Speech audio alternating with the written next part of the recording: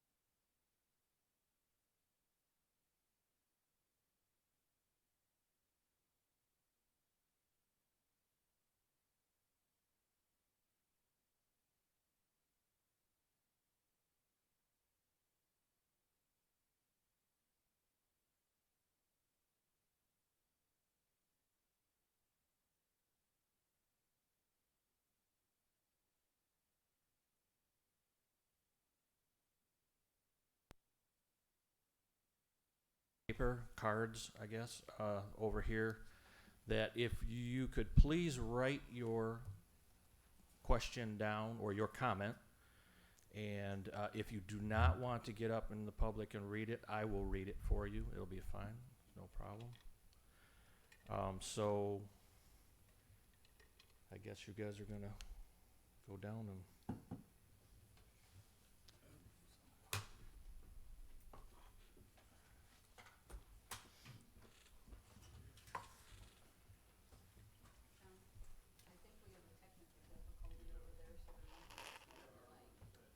oh, okay.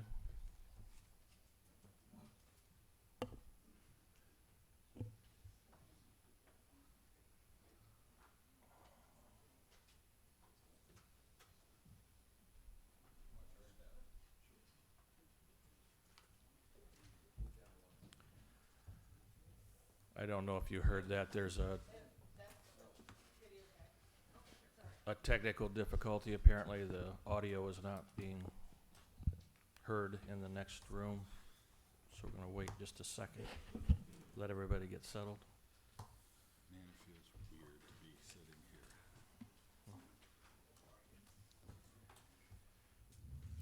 Tap your microphone, and if it's blue, it's right on this pad right here. You tap it right there. Okay, everybody's.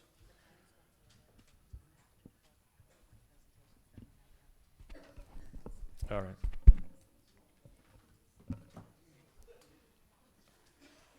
Are they set, Carrie, in the next room? You should probably keep talking so you can figure out if they can hear you. Okay. We're going to keep talking so we can figure out if they can hear us. That's the problem. They're not getting audio in there. So what kind of poetry would you like to hear? No dirty limericks, Judy. No.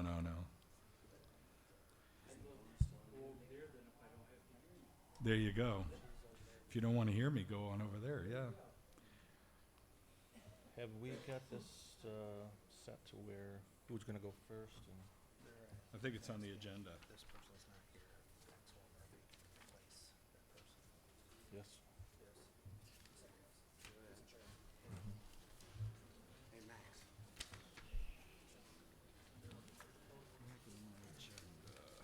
I don't know. What's that?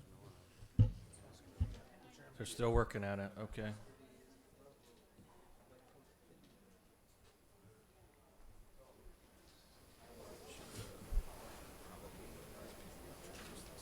Right, I'm not going to try to pronounce their names. Not knowing them. We've been ordered to talk in the microphone. So, there's a small little verse in Tolkien I can quote. John, all that is gold does not glitter. Not all. I think I may have heard those words before. But, Okay. I didn't know who it was from. Yeah. Not all those who wander are lost. The old that is strong does not wither. Deep roots are not touched by the frost. I think that was on the bathroom wall Yeah. for a while till it got painted. Yeah.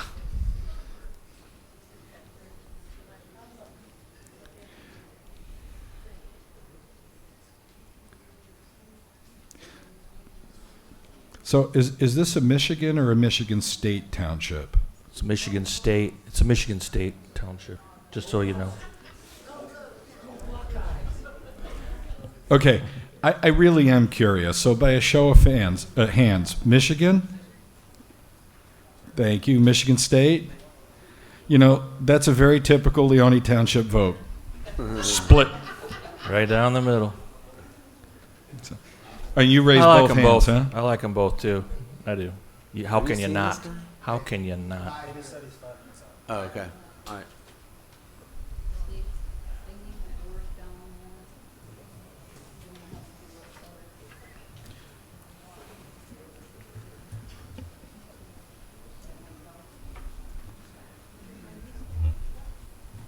Okay, we're good? All right, we've got the audio back. We're gonna wait for Steve to return.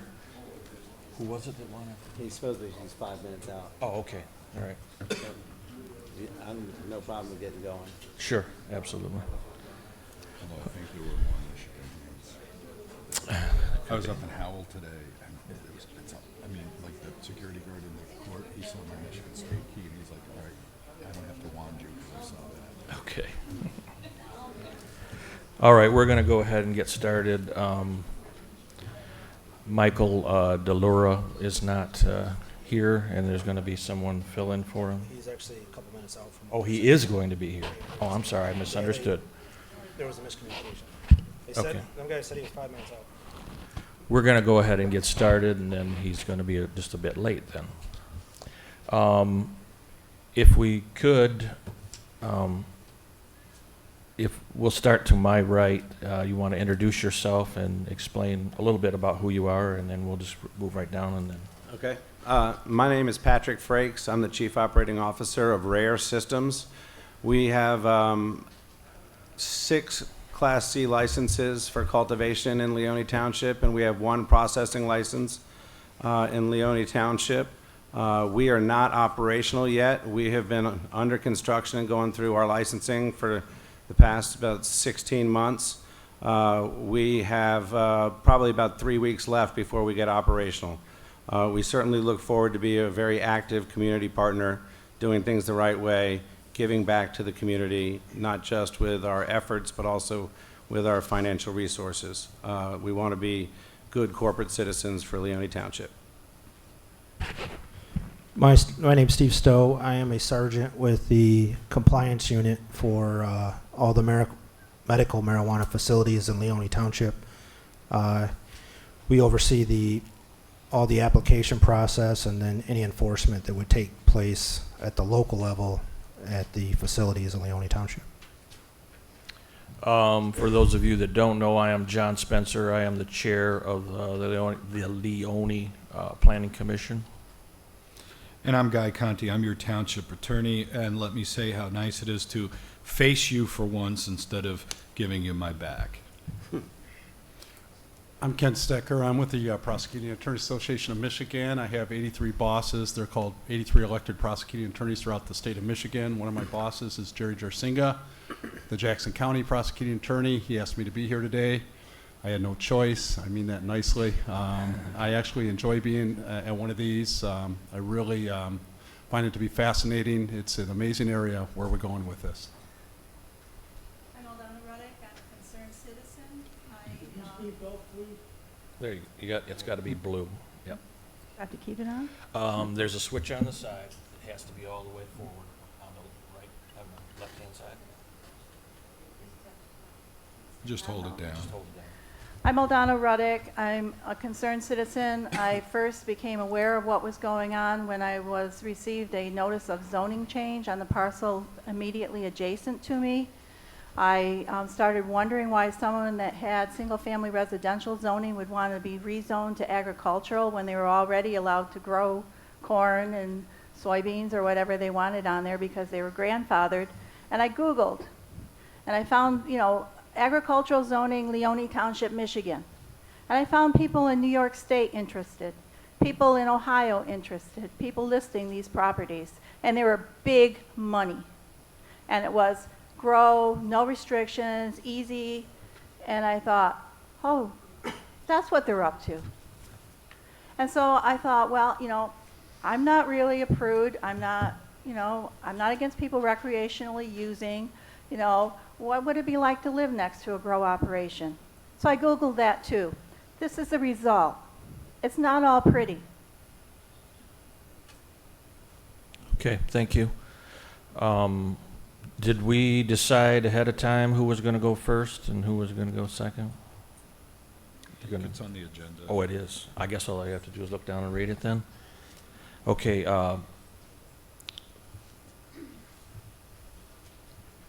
Kenneth Strecker. Stecker? Yeah, Stecker. that's all right. I'm Yeah, that's sorry. all right. Okay. Do we have a PowerPoint put up then? Where, is it coming here? Yeah.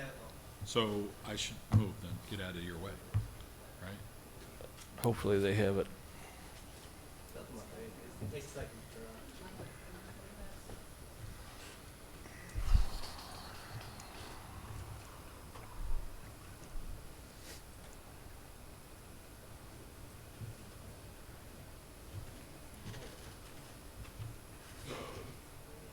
I'm gonna go down so I could watch your PowerPoint. Can everyone see that?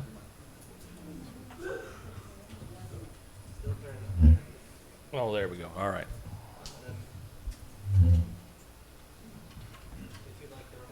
I would.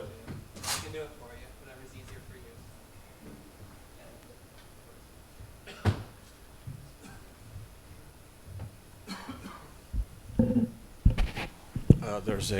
Do you want to stand while you do it? You more comfortable that way? I don't. Good evening. As mentioned, my name is Ken Stecker, resource prosecutor with the Prosecuting Attorneys Association of Michigan.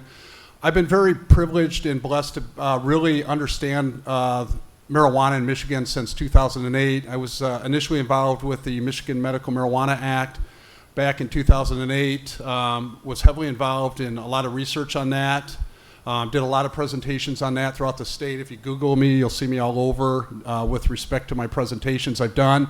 I've earned respect not only from prosecutors, but also from the defense attorneys on the other side with regards to my presentations. I'm very objective in my presentations, and I say that seriously. When I made that statement in Tuscola County, I had about 17 people yell out liar. And really, actually, I do give a very neutral and objective presentation. What happened is, as you know, in 2016, the Medical Marijuana Facilities Licensing Act came into play. That was passed by the legislature, allowing for a 5 licensing scheme, which basically Leoni County or Leoni Township allowed for to bring in different type of licensees to your particular township. Then in 2018, we became the 10th recreational marijuana state. We became the first Midwest recreational marijuana state. Since then, Illinois has joined us. They will come into play in 2019. So we will have competition with Illinois. Illinois is very aggressive with the marijuana. They saw Michigan basically take the lead as the first Midwest medical marijuana state, and they wanted to jump on the action. We are on the same path as Colorado. Colorado, just to give you a little overview, became a medical marijuana state in 2000. 2010, they allowed for medical marijuana dispensaries, and in 2013, they allowed for recreational marijuana dispensaries. I really believe you can learn a lot from Colorado and also Oregon and some of the other states. And really do your research before you decide to do whatever you want to do, but really look at some very important data out there, especially from Colorado. Colorado's really the lead state with respect to where we're at with this particular issue. Little background, certainly it's not the marijuana back from the 1970s or the 80s. I literally, since the last 8 or 9 years, I pick up High Times every month and I read it from cover to cover. I remember the first time I went to Barnes & Noble and picked up a High Times in Kalamazoo County. I actually whispered to the salesperson, hey, do you guys sell High Times? He yells out loudly, of course we sell High Times. It's our #1 selling magazine at Barnes & Noble. So these are some of the products that are out there. The one right here down below, that's one of the top 3 products in Colorado. That's a THC-laced gummy bear. That's equivalent to 6 doses. That over there is THC-laced cannabis coffee. And then, of course, the gummy bears are very, very popular. The Shatter, the BHO, and the different types of strains. That's a very popular strain called Girl Scout cookies. Why am I not moving here?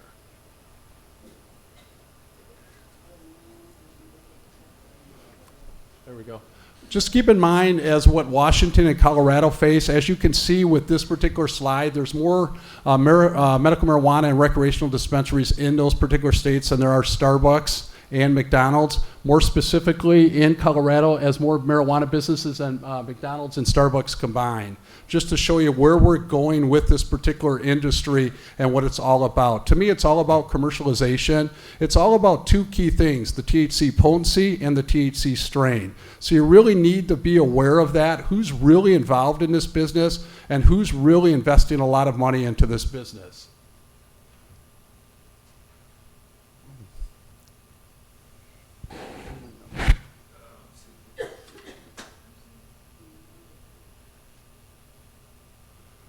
There we go. It's not this anymore. It's not the plants that we saw in Mom and Dad's basement when we were younger. It's really all about the medibles today. It's about the plants. This is one plant. This is the plants you'll be seeing next year being grown if they do it right. Obviously, they can grow 500, 1,000, or 1,500 plants under the Medical Marijuana Facilities Licensing Act. Under the Recreational Marijuana Act, they can grow up to 2,000 plants.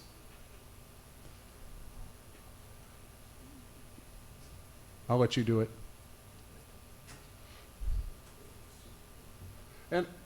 And of course, when I mean the strain, this is what High Times tells me. As you can see, back in 2013, we're dealing with a strain, strongest strains on earth. In terms of the ghost strain, haze strain up there, you'll see it's over 27%. You'll see how this comes into play in a couple of minutes. In 2017, I'm going to have you click it because my clicker doesn't see me. Okay, you'll see in 2017, we're now over 34% with the THC strain, according to High Times. And one thing I think is really important to keep in mind for everybody in this room, the feds are very much in the background. I can't stress that enough. You really have to understand the dynamics as to what's going on with the feds. I mean, if I see one more family video sign out there that tells me they sell CBD oil there, I'm going to start pulling my hair out. Every family video is selling the CBD oil. Now you have to ask yourself, why is that the case? Because obviously it comes from the hemp plant. The hemp plant allows for that CBD to come off that plant. As long as it doesn't contain more than 0.03% THC, it can be sold legally. Now why do I mention that to you? Because CBD oil is very prevalent. It's everywhere. I don't care if you go to a coffee shop in Traverse City, Kalamazoo, everybody's selling the CBD oil. Now why is that the case? You'll see a couple things here. First of all, with respect to the guns under federal law, because of a case called Wilson versus United States, you have to decide as to whether you want your medical marijuana or your recreational marijuana or your gun. You can't have both at the same time because this case right there tells you you can't have both at the same time under federal law. That comes into play with dispensaries, that comes into play with the processing plants because they can't have guns at these dispensaries. Under federal law, it's forbidden to do so. So you have to ask yourself that question when you see a secured transporter going down the road with large amounts of marijuana in that secured transporter and they can't carry guns. How are they protecting themselves? That's a big question because once again, this is a big case called Wilson versus United States. So we have Senator McConnell. Senator McConnell, as you know, is the majority leader for the U.S. Senate. He basically dictates what comes on the Senate floor. There is currently a bill out there by both a Republican senator and also a Democratic senator, one that's running for president, Elizabeth Warren. And basically what they want to do is they want to reclassify marijuana from a Schedule I drug to another scheduled drug. Right now it's a Schedule I drug under federal law. That means you can't get a prescription for it. No medicinal value or purpose. So what does that mean? That means this. That's why we have dispensaries. That's why Walgreens doesn't sell the stuff. So what does that also mean? Senator McConnell basically says, you know what, I appreciate your efforts in introducing this bill, but as it says right there, it's a different plant. It has an illicit cousin which I choose not to embrace. Senator McConnell was all about the hemp. That's why we have the Farm Bill Act that allows for that, in essence, the CBD oil to be sold. So nothing's really going to move under federal law as long as Senator McConnell is the Senate Majority Leader of the U.S. Senate with respect to having this reclassified, because only Congress can reclassify this. Now, the Democratic House of Representatives, they're all for reclassifying it, but not the Republican Senate at this particular time. So this is what's coming. We'll see more of these type of signs, especially around the airports, because we allow medical marijuana patients from other states to basically have medical marijuana in our state when they're here. Also recreational marijuana. A lot of individuals will be coming from all over the Midwest to come here to get the recreational marijuana because they can, because our law allows for it. This is obviously in Detroit, certainly some of the issues you may see, some of the billboard signs. Detroit also, you'll be competing with Detroit because Detroit will have an immense amount of dispensaries because they need the money. That's why they're going to go to Detroit, and certainly they'll deal with whatever unintended consequences come to Detroit as long as they see those dollar signs. This is what it's all about. You're going to see this more so. This is from the 4 other states, Colorado, Washington, California, and Nevada. You can't do that. That's illegal under federal law. I mean, somebody should tell them that, but you can't do that. But really, this is what's coming. And of course, with the Recreational Marijuana Act, with the next slide here, you'll see these 2,000 plants, if you do it right. And of course, the secured transporters will be transporting this to the processing plant. They're the ones that will not have the guns in their possession. That is a concern when they're out there out on the roadway. And of course, there's all kinds of different products out there. There's the THC patches that are extremely popular. There's the tinctures. It's all, again, about the potency and all about the strain. They have to sell the product. This is an example. This is tinctures. This is laced with alcohol. It's 180 proof or higher. This is right over here. You can buy that for $130 right now on the internet if you go there. So it's the best of both worlds. You get the alcohol and the marijuana at the same time. This is how they make it. You ground your flower extract, and then you mix the flower extract in a mason jar with high-proof alcohol. That's sold, that's medicine under Michigan law. You can get up to 90 ounces of that stuff legally if you're a medical marijuana patient. This certainly is a concern. This isn't a dispensary. A lot of cash will be involved. You've got to keep in mind they cannot put the cash in banks that are federally insured. Now, Congress is working on that. They're not getting too far with that. Our state's trying to set up a state banking system to allow for it. They're not getting too far with it here in Michigan. So keep in mind, dispensaries will have large amounts of money like that at the dispensaries. Keep also in mind, if they want to do it right, under federal law, they can't have guns at that dispensaries. So the act itself, I have a couple more minutes. The act itself, the next one. You have to keep in mind, these are the type of licenses that will now be offered under the new recreational marijuana law. And of course, the municipality is really interesting. Now, here's something that's really interesting, I think, for everybody to really understand. You'll see the second to last bullet there. So even if the township says, you know what, we want dispensaries in our township, they vote through that and they pass an ordinance allowing for all that, or they say no, they don't want it in the township. They go one way or the other. That second bullet is really important on the bottom. Electors may petition to initiate an ordinance, 5% of the votes cast for governor in the last election. So if you say to yourself in the township here that there were 10,000 people that casted the vote for governor, so you only need 5% to get a petition drive and then basically get it on the ballot. 5% of 10,000 people is not a lot of people to really start your own, to initiate your own ballot proposal and then get it on the ballot. 3 different cities and villages and townships did that: Vassar, Crystal, and Highland Park, because in those 3, in the city of Highland Park, Vassar in Tuscola County, and also Crystal up in Benzie County, they passed ordinances basically saying we don't want it here. So the electors, there was ballot proposals, they got it on the ballot, and it still failed in those 3 particular municipalities. So the one thing that's really important that really caught my attention is when the Medical Marijuana Facilities Licensing Act was passed by the legislature, they allowed for a 3% tax to be imposed on the dispensaries. I found this absolutely amusing. So they basically said, hey, villages, townships, and villages, townships, and cities, you bring in these dispensaries, you bring in these licensees, and guess what? You'll get some money. That 3% from the dispensaries, you'll get some of that. And this is how it'll be broken down through the Medical Marijuana Facilities Licensing Act. So everybody saw that. The municipalities saw this. Hey, wow, we get some money. We get 25% to municipalities where the marijuana facilities are located, 30% to the counties where marijuana facilities are located, 5% to counties. The state always gets their money. Michigan State Police gets their money, 5% to AMCOs. It sounds really good. You know, and they expected in the first year to bring in $21 million in revenue. So roughly $700 million in sales. And so what happened is nobody saw this.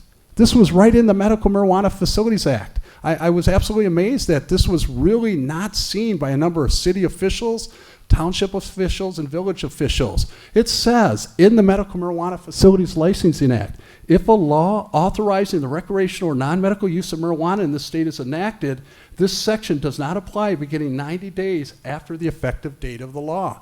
So December 4th was when the act was passed, or when the act took effect. So 90 days later, March 4th, 2019, guess what? All the money that these cities and villages and townships were going to get under the Medical Marijuana Facilities Licensing Act went by the wayside. It's like, see you later, bye-bye, no money for you. Because this was snuck into the Medical Marijuana Facilities Licensing Act by somebody, but it's there.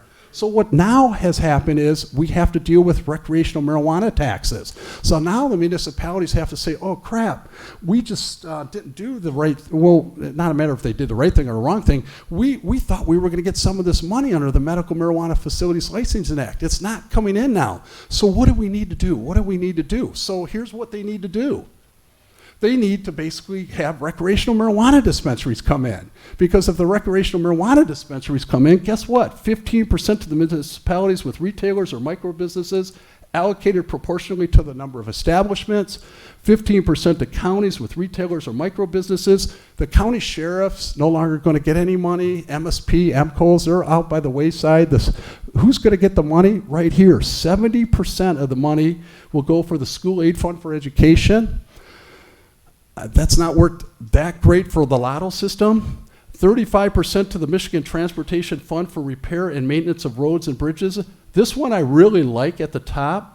Until 2022, 20 million annually goes to research FSC and treating medical conditions of veterans.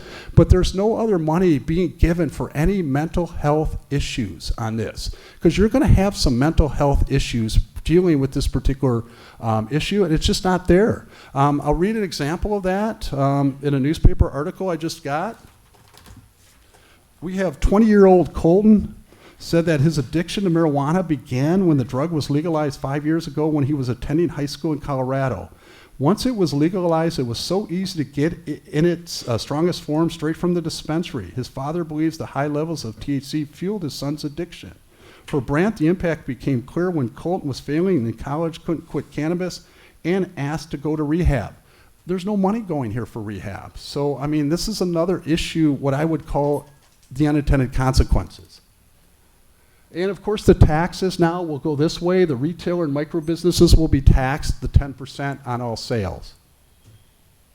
This is what's coming next year or later after the licenses will be given out after December of 2019. Keep in mind, for the first 2 years, only those who have a medical marijuana dispensary license from the state of Michigan can get that recreational marijuana license. So you'll have this co-ownership in your particular township with that medical marijuana dispensary as well as the recreational marijuana dispensary co-location, as I call it. And of course, this is extremely popular in Colorado, the gas and grass. I go to Speedway like every day and spend $13 at least on a bunch of crap. This is what I can see it turning into. I really haven't talked too much about the unintended consequences. I think that's something you guys can do on your own. I mean, there's a lot of good resources out there. I provided a lot of good articles for the board up here. For a couple of things that you could deal with, certainly traffic fatalities, marijuana use, emergency room visits, black market, homelessness, employment, a lot of issues come into play. This is what caught my attention. Marijuana tax revenue represented approximately 0.9% of Colorado's fiscal year 2017 budget. That's like nothing. So, I mean, that's just a couple things I have. I will turn it back over to you, and I want to thank you for allowing me the opportunity to present. And I also want to thank Jackson County Prosecuting Attorney Jared Jarsinga for inviting me. Thank you. Thank you, Kenneth. Patrick? Thank you very much. Thank you, everybody, for allowing me the opportunity to speak.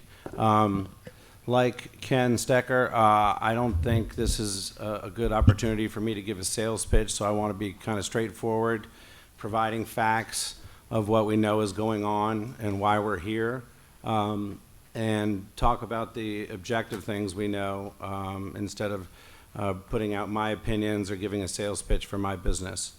So if you would go ahead and start the first slide.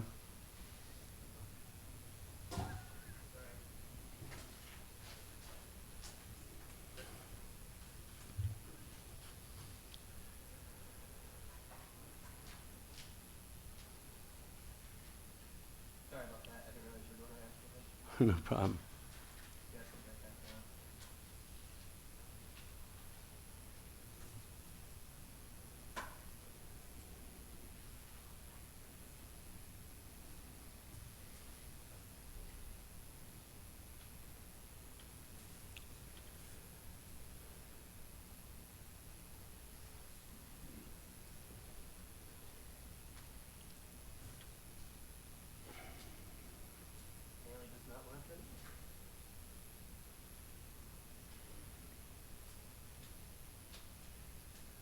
I'll go ahead and get started speaking while we're seeing if this thing can get up and running. The first thing I wanted to do was to show in a slide what the actual law that was passed, how it's written, and what the purpose of the act was. And so this is actually language from Section 2 of the recreational marijuana legislation that was passed. The purpose of the act is to control the commercial production and distribution of marijuana under a system that licenses, regulates, and taxes the businesses involved, and to remove the commercial production and distribution of marijuana from the illicit market, and to prevent revenue generated from commerce in marijuana from going to criminal enterprises or gangs, and to prevent the diversion of marijuana to illicit markets, to ensure the safety of marijuana and marijuana-infused products, and to ensure the safety and security of marijuana establishments. So really, why we're all sitting here today is because 55% of Leoni residents, and pretty much that's the exact number of the state, I believe, was 56, wanted to have recreational marijuana legal in Michigan.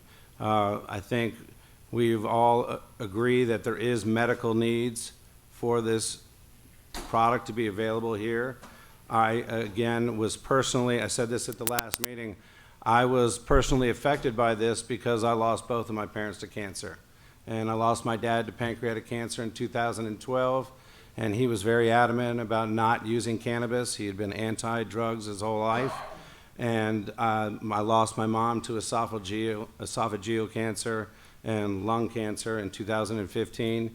She did embrace cannabis. I sat by their sides in their final months with both of them, and it had an enormous impact in my mother's quality of life for the final days that she had to be spending with her grandkids. And I think that it's imperative for Leoni Township to make sure there's residents in this town that do have Parkinson's, people that do have neurological disorders, seizures. We know there's so many instances where it's improved the lives of people with cancer, long-term illnesses, Crohn's disease. So I think it's imperative that we understand those people are our residents, they belong, in this community, and we don't want them to have to feel shame or have to use the illicit market to get medicine they need. Again, we have seen a lot with the recreational passage of this law, whether you consider it medicine or whether you consider it a vice. I think that everybody would be in agreement that if somebody's had a stressful day at the office and they're leaving their work and they have a choice between 18 liquor stores on their way home, but no marijuana places to use as a stress relief or a form of relaxation, then I think we've done a disservice to that person who's working and living in this township. I think that everybody would agree that there's a lot of problems with alcoholism, and the marijuana establishments are here to help with that issue.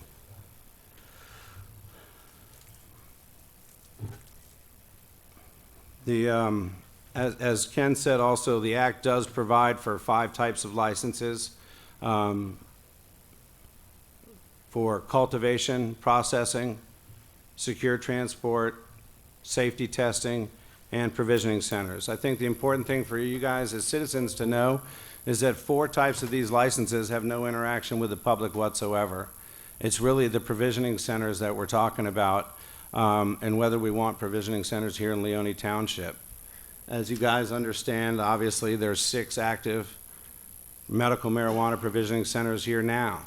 The real difference between whether we accept recreational marijuana in Leoni Township is that those businesses will either generate, as Ken said, 0 tax revenue to the township, or will be able to generate 10% excise tax that ends up 15% of the funds available comes back to the township directly into the general funds. You can go ahead a couple of slides. There we go. So again, here we see the differences. If we elect to have recreational here, it will allow for micro businesses, which is basically a small business opportunity for people to get into without large financial requirements. And micro businesses would generate that 10% tax revenue. But the only other businesses that generate that tax revenue for the township will be provisioning centers. You go ahead to the next slide. So again, if you allow for staying in, you've got a 10% excise tax, it allows for micro businesses. If you opt out, it would be a zero tax for the township and does not allow for micro businesses. I just said what the micro business is, sorry about that. I'm kind of bouncing around because the slides weren't working, so. Again, as Ken said, you know, for 2 years, the only businesses that can get approved for recreational licenses are the already licensed medical growers, processors, and provisioning centers. Now, what that really means for you guys is the businesses that are operating in Leoni Township already, these are the businesses that are going to be applying for the recreational licenses here.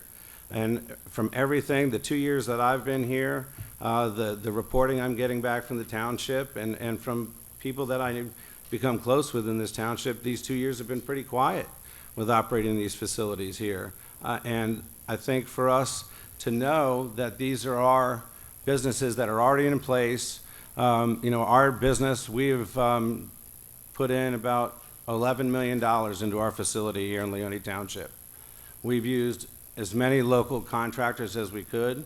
We've used Lester Excavating, All American Security. A lot of our trade labor subcontractors are Leoni residents or Leoni businesses. Every day, all of these employees are coming here and supporting Leoni Township and generating that revenue, generating jobs. And those are the people that you're going to be having to deal with. You know, and a lot of people like to tell scary stories about these businesses and the big money. Well, it does take a lot of money to get into this business. It certainly does. But we have, you know, come from a background. You know, again, I coached youth sports and worked in the PTA in my kids' school for the last 15 years.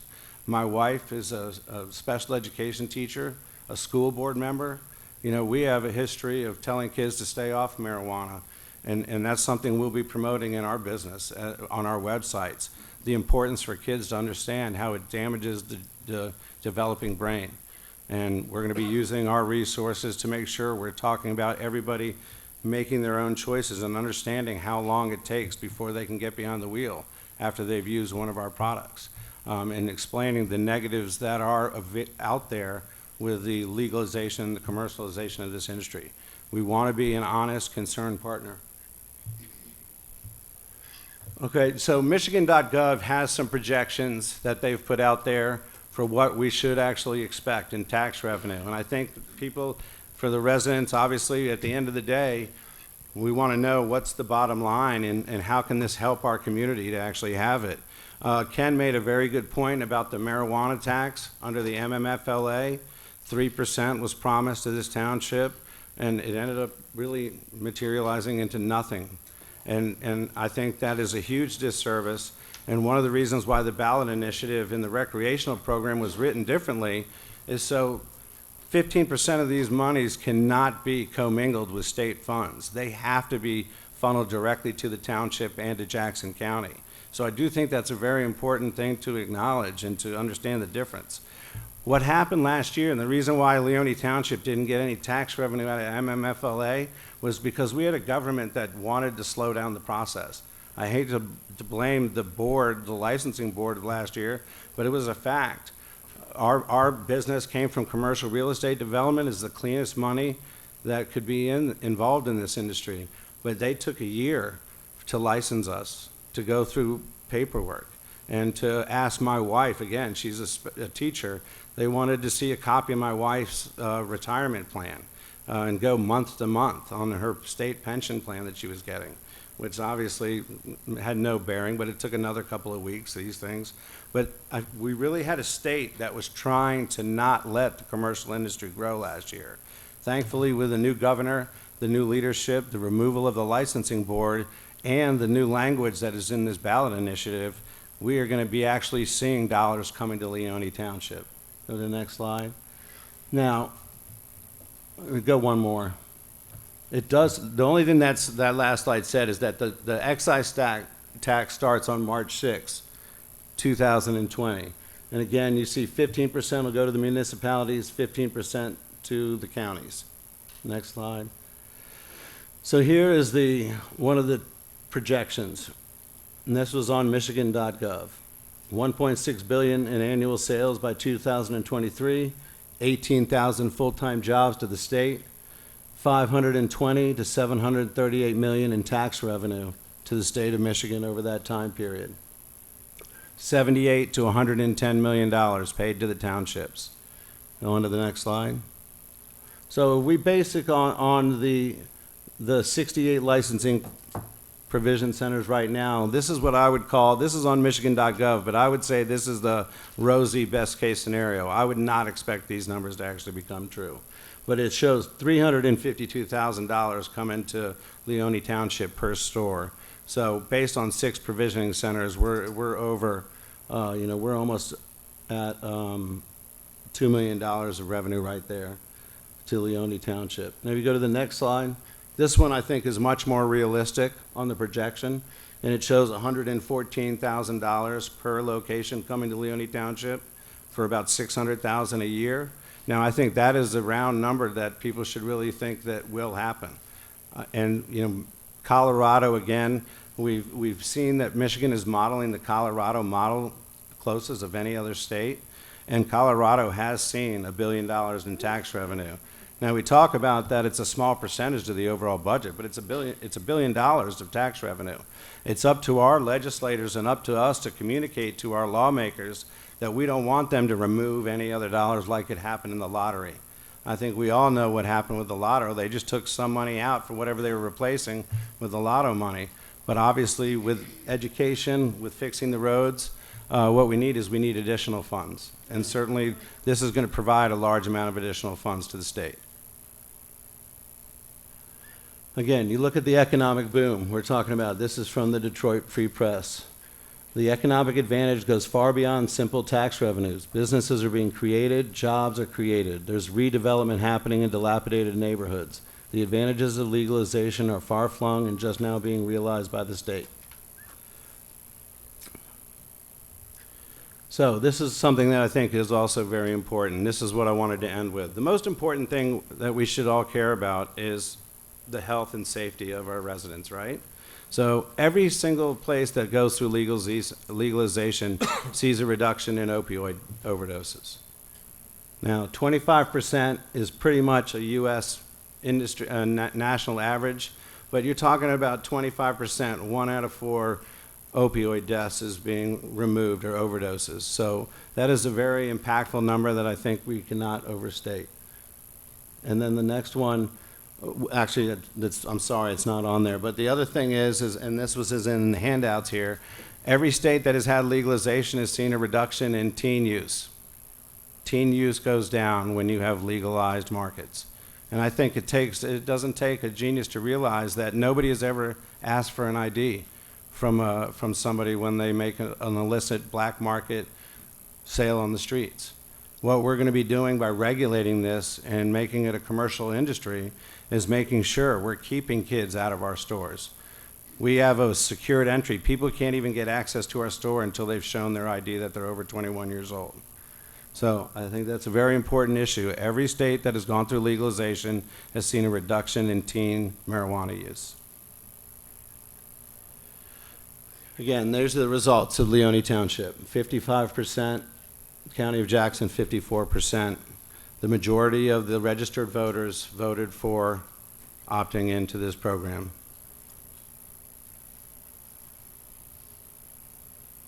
There you go. Leoni Board Township is going to be making the final decision here. These are your elected representatives. So it's your job to voice your opinions to them and what you want to see happen in this community. That's all I got. I'm going to go ahead and end it here so we can keep this thing moving. I appreciate your guys' time. Thank you. Thank you. We could get the lights, thank you, Mike.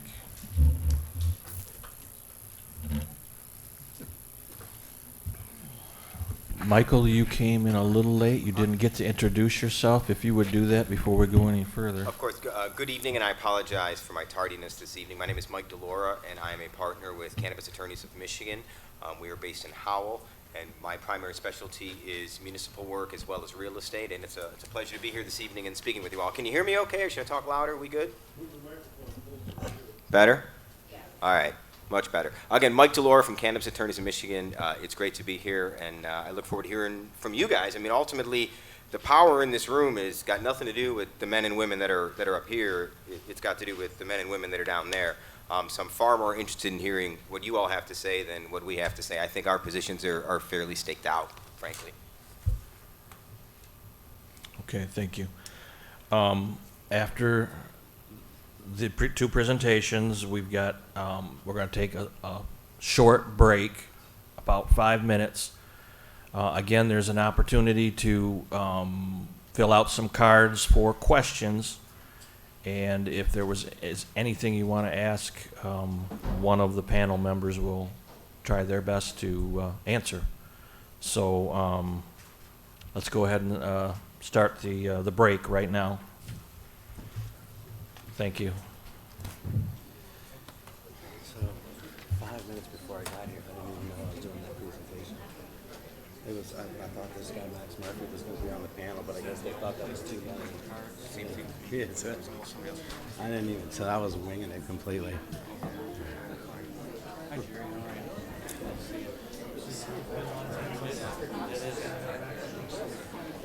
Hey.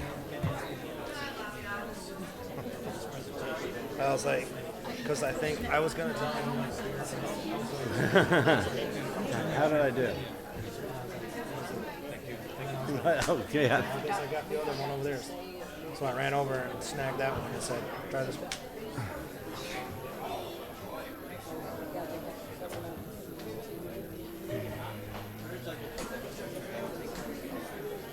Don't worry about it. We'll get it afterwards. Yeah. Okay. I don't know, to be honest with you. I'm sorry. Here you go. You could ask her. She might be able to help.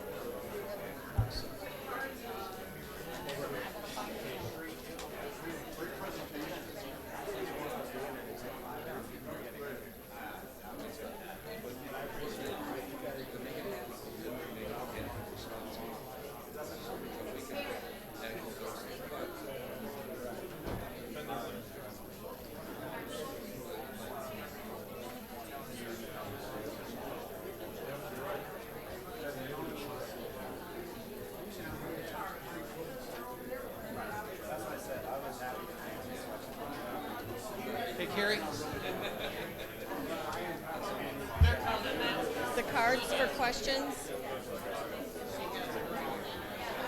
Thank you for getting back to me.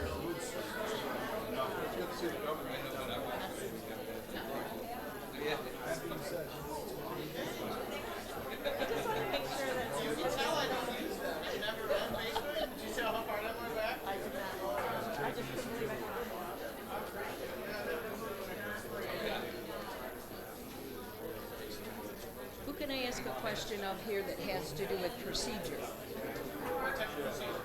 Okay. Are we going to be given a chance or only the people with the board?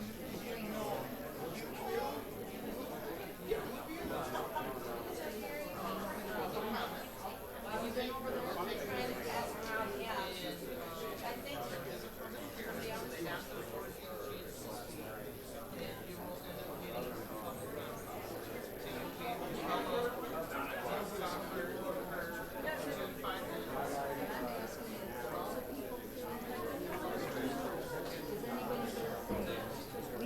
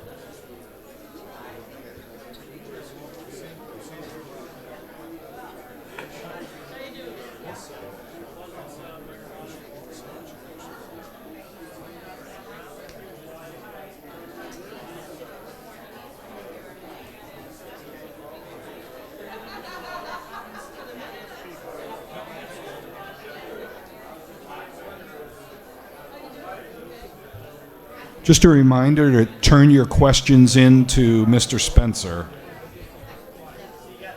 We've just passed. Hi, Peggy. Okay. All right. Okay. Thank you.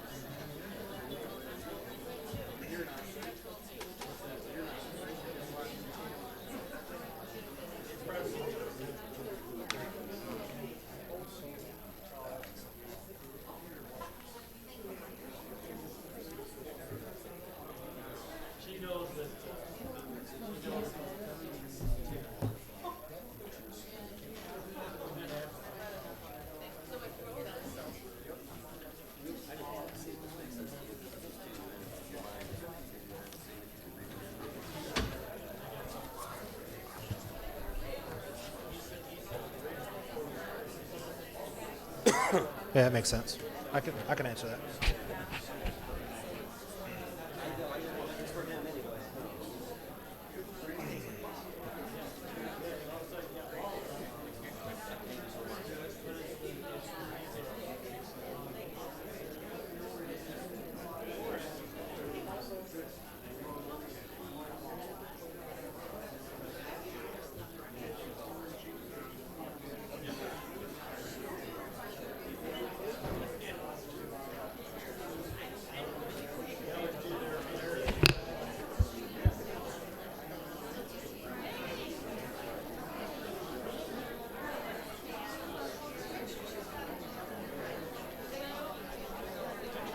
Okay, everyone, if we can start heading back to our seats. Anyone that had a question, that please write it on the card and turn it in to me. I will read it. Thank you.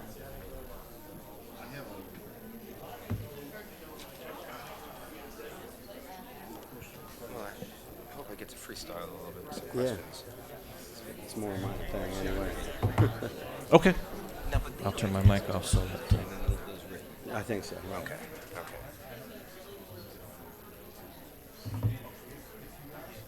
This is like the busiest night of planning committee meetings I've ever had. We got people all over the state tonight. Really? Ann Arbor, Marengo, Oh, here. I have a card. I'll give you. Oh, did I put? I may have already put one out there. I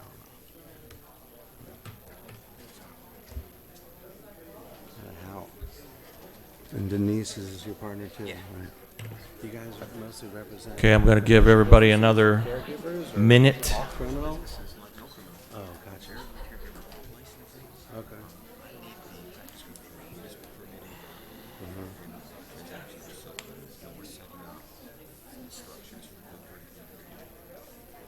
Gotcha.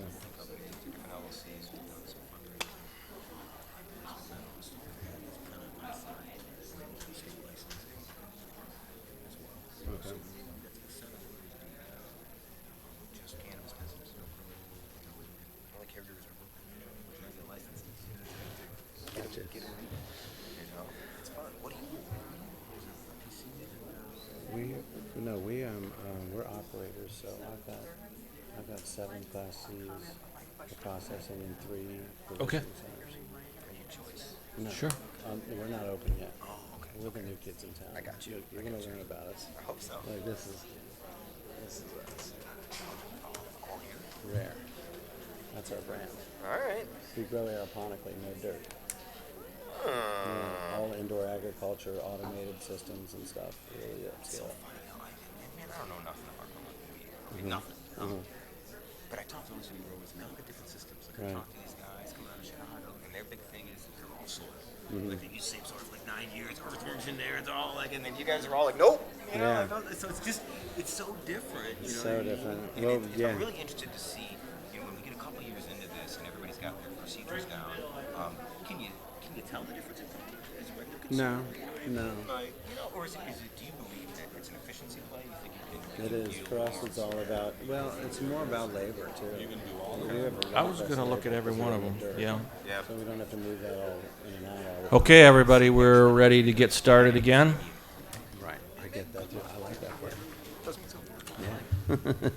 And I want to thank again the two gentlemen that presented for us. It was very good, very informative. We do appreciate your time. No worries, Gary. None at all. Yep.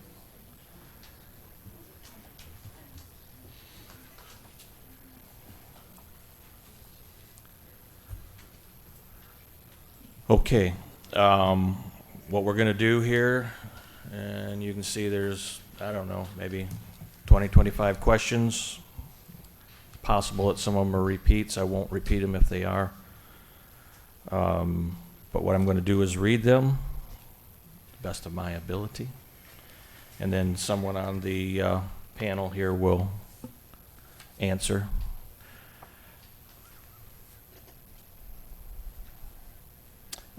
This is more of a statement than a question. Leoni needs to do the will of the people. We voted for this to be put in place. That is, not everyone did. But that doesn't mean, Eldana? I'd also like a little clarification. We should have I'd got, also like some clarification on that. We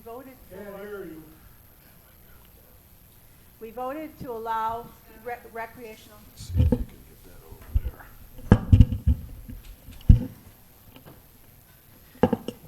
I voted yes for recreational use. I don't think anybody, any adult, should go to jail for use and possession. That does not mean that I voted yes for unlimited number of licenses located anywhere in Leoni Township. There is a big difference. And I am getting tired of hearing it bantered about that 51% of the people voted yes, so that means, and you know, the medical marijuana framework that's in place we're stuck with, and that means it's recreational too. There are apples and oranges, and there are issues that are different than use issues with allowing these kinds of large-scale commercial developments into our township. It's kind of the, you know, we live in paradise. Do we want to pave it?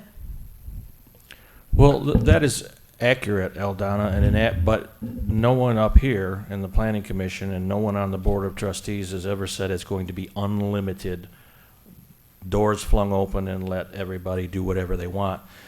And in large part, that's why we are getting your input right now, where this is the second public hearing.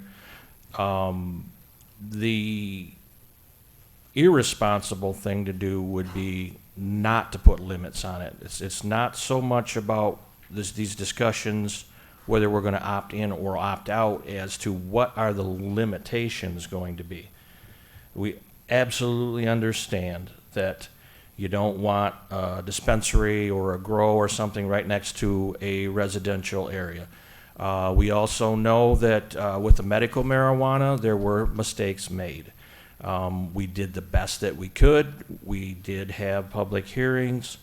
There were some things that we would have done differently if we had the hindsight. But that doesn't mean we regret doing the medical marijuana. The same is with the recreational marijuana. We need to find out what the public wants, and we want to restrict appropriately. Go ahead. I was here for the hearings. There was absolutely no consideration. There's no consideration in existing medical marijuana law for the proximity of a residence to where a grow operation is located. I agree, and that Sergeant would be Steve one is of that sitting right one of. here. He can tell me whether he takes that into consideration, if he's able to take that into consideration when he approves a license.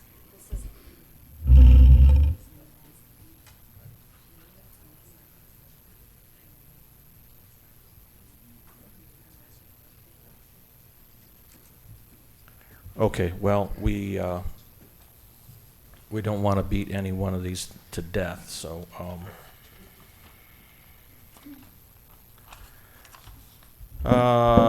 money accounts for who is paying for the compliance officer. What is the budget? Officer Stone, Sergeant? There you go, when it turns blue, yep. The funding for we have two compliance officers, myself and Officer Corey Torbett. Our funding comes from the application fees. That's the businesses pay for 100% of our salary, equipment needs. The money can only be used for enforcement and administrative costs. Does that answer the question? And I'd like to add to that because there's a little more to this. And I want to point out that the rules of this say 1 minute for one side, 1 minute for the other side. But Sergeant Stowe and I are not on either side. We're here to spew out facts and not take an advocacy position. So there is only one source of income for the township with medical marijuana right now, besides the general, one direct source, and that's the $5,000 licensing fee that we get from medical marijuana businesses. That $5,000 licensing annually, correct. Annually. That $5,000 licensing fee will also apply should we choose not to opt out of recreational. So licensed recreational processors, growers, retail, who obtain a license from the township will have to pay that as well. Also, the second part of the proposed income you saw on the slideshows about the excise tax, and you saw the formula for that. So when we talk about the compliance officers, right now, the medical marijuana fees, the $5,000 per year per license fees, are handling the entire budget. And in fact, there is some generally left over each year, I believe, if I'm not mistaken. Is that correct, Sergeant Stowe? Yes and no. Without having the budget in front of me, we do budget. That's equipment costs, that's salary, that's Right. any other administrative costs we may have. Things The like difference, So- though, between the two, the $5,000 fee under medical marijuana, is it must be used to administer medical marijuana. So Sergeant Stowe is correct. That money that we get, $5,000 per year per licensee under medical marijuana, is used for things like Sergeant Stowe's salary, equipment, vehicles, whatever we need to administer medical marijuana. The $5,000 per year under recreational is not so limited. That could be allocated either directly toward marijuana or to the general fund. So there's a slight little difference. It's a simple question, but the answer is a little difficult because the administration of recreational marijuana enforcement does not necessarily have to come out directly of the income generated for the township by recreational marijuana. It could come out of the general fund. I mean, clearly, if we have enough coming out of the fees and the excise tax, it makes sense to use that money, but we have a little more freedom with that money than with the medical marijuana money. Was there any other input that anybody wanted to add to that? Okay, then the next question, can someone provide statistics on tax revenue earned in states where legal, and talk about how successful cannabis is in treating physical addiction? So it's kind of two questions there. Does anybody want to take a shot at that? I'll jump in. Insofar as the precise statistics, I frankly don't have them. I cannot stand before you and give you an exact number of any particular state regarding specific tax revenue. But I do want to talk about what I think might be a slightly misplaced focus on tax revenue when we talk about economic impact. tax revenue is a small part of all of this when it really comes down to it. And it's a big part, and it's the easiest measurable part because it's something that is directly paid to the township or the state or otherwise. But I don't think that anybody here or in any municipality that I've had the pleasure of being in is only interested in the taxes. You know, I don't think any of us just wants more money from the state at the end of the day. I think we want to build a better town and have more businesses and more people. And I think that that's an economic part of this that can't be measured with taxes. We can rattle off statistics and we can rattle off numbers for Colorado or California and 5%, 3%, 2%. It's the state, they're going to blow the money. The roads are still going to suck. We know this, okay? I think what we have to focus on is the tangible impacts economically that can happen here. And I think you've started to see some of them already in the medical marijuana world. You're seeing some of the buildings, some of the sites that have been renovated, that money is poured into, have been sites that have stood vacant for a while. That's the sort of redevelopment we're talking about. I can't measure that with a tax statistic. Okay? When you have more economic development coming into your town, it throws off more money at the gas station, at the restaurants. If just 3 families from all these new businesses move into Leoni, that's 3 new houses that were sold, 3 new families going to the schools, 3 new families calling Leoni home. And I think you can't measure that in taxes. So when you talk about this economic impact, I'd like to try to steer you away from this myopic focus on just this little sliver, because that's not the pie, okay? The pie is what's developed in the community with these different businesses coming in and redeveloping, hiring workers, and expanding the whole pie, not just this little tax part. Thank you, Michael. The second part of the question. Briefly, yes. Yep. I have several listings here. I think the only people that are going, thanks for giving me a microphone, it doesn't work. I think the only people getting rich so far, are the realtors. We have a dispensary for sale, $3 million. I look at the tax revenue it's generating. It's like, I don't know who's doing the assessments in Leoni. Summer tax is $1,849.37. Winter tax is $430.05. I just paid my tax bill. I have a property I put $600,000 into. I'm very proud of it. I love it. But the summer tax was $5,557.57. My winter tax bill last winter was $3,783.06. I don't get the math. If this is supposed to be so wonderful, we're not even getting property taxes for the value. Someone is getting rich, but it's not Leoni. The real estate agents are making great money, but Leoni is not. Are any of these selling? I don't know. Well, they're not. Okay, let's talk about the industry a little bit. Let's talk about these listings, because they're all over the place. Okay, just a minute. Real estate listings are how this business raises money. You can't go to a bank. You can't get a small business loan. You can't do it. You want to raise money? You got to go out there on the street. You got to find what's called an accredited investor. That's somebody that's got enough money already in the bank that they're allowed to take bets on investments like this. You know how you fish for them in this business? Real estate listings. They're in California. They're in Colorado. Yeah, they're in Michigan. All right, almost every single listing you see for a cannabis-related property is likely not because it's for sale. It's because it's an expensive business. I don't know if you know this, but it's likely the most highly regulated business in Michigan. The men and women that are in it, from the people that are just delivering or sweeping up your shop, all the way up to the owners, all go with the background checks. You don't just work in this industry, okay?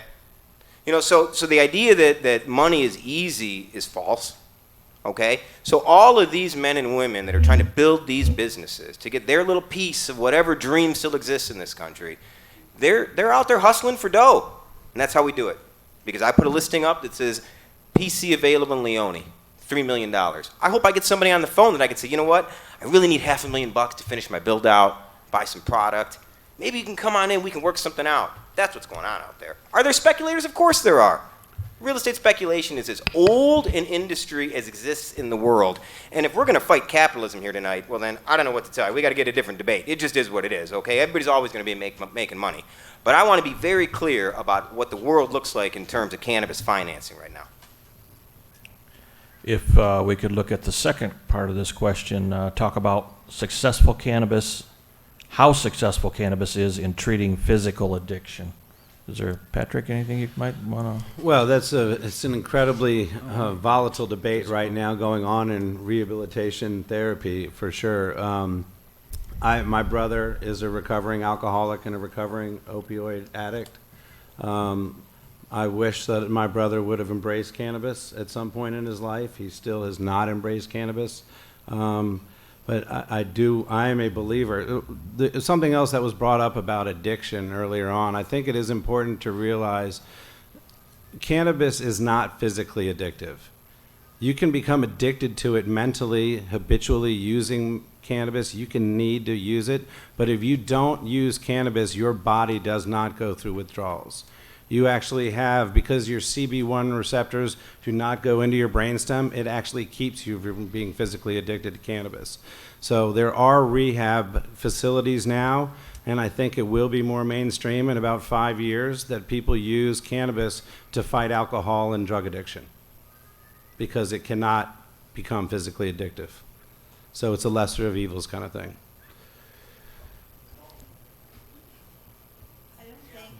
Good. I don't think, She needs your mic. If the light's blue, No, her mic's not working. I don't think.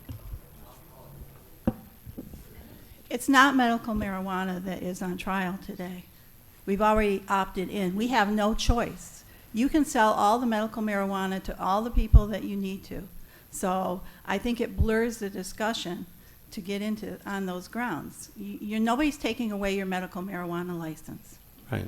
Just responding to the question. Yeah, I just was responding to the right, question. there's a question asked by someone in the Right. crowd, and that's a fair point, that we are talking about recreational, adult use. Adult use marijuana. And I want Marijuana. to point out, just as a matter of fact, what we are discussing as a township is whether or not to allow the commercialization of the recreational, the adult use marijuana in this township. It is not whether or not we are going to allow individuals to use recreational marijuana. I want to be clear because the state law handles that. That's a done deal. Everyone has a right to use every competent adult has a right to use recreational marijuana and grow 12 plants in their own home. And nothing this township does at this point in time, based upon the current state of the law, will change that. Okay, so what we're just discussing is, are we going to allow recreational grows? Are we going to allow recreational labs? Are we going to allow recreational secure transport facilities, retail operations, micro grows? If I missed one, I'm sorry, but so that's the crux of the conversation. And in addition, I didn't hear you say it, you can correct me if I'm wrong, but it can be grown or processed or sold out of area, even if we opt out and brought into our area legally. Correct. There's nothing any one of us can do to stop our neighbor or anyone from the recreational adult use.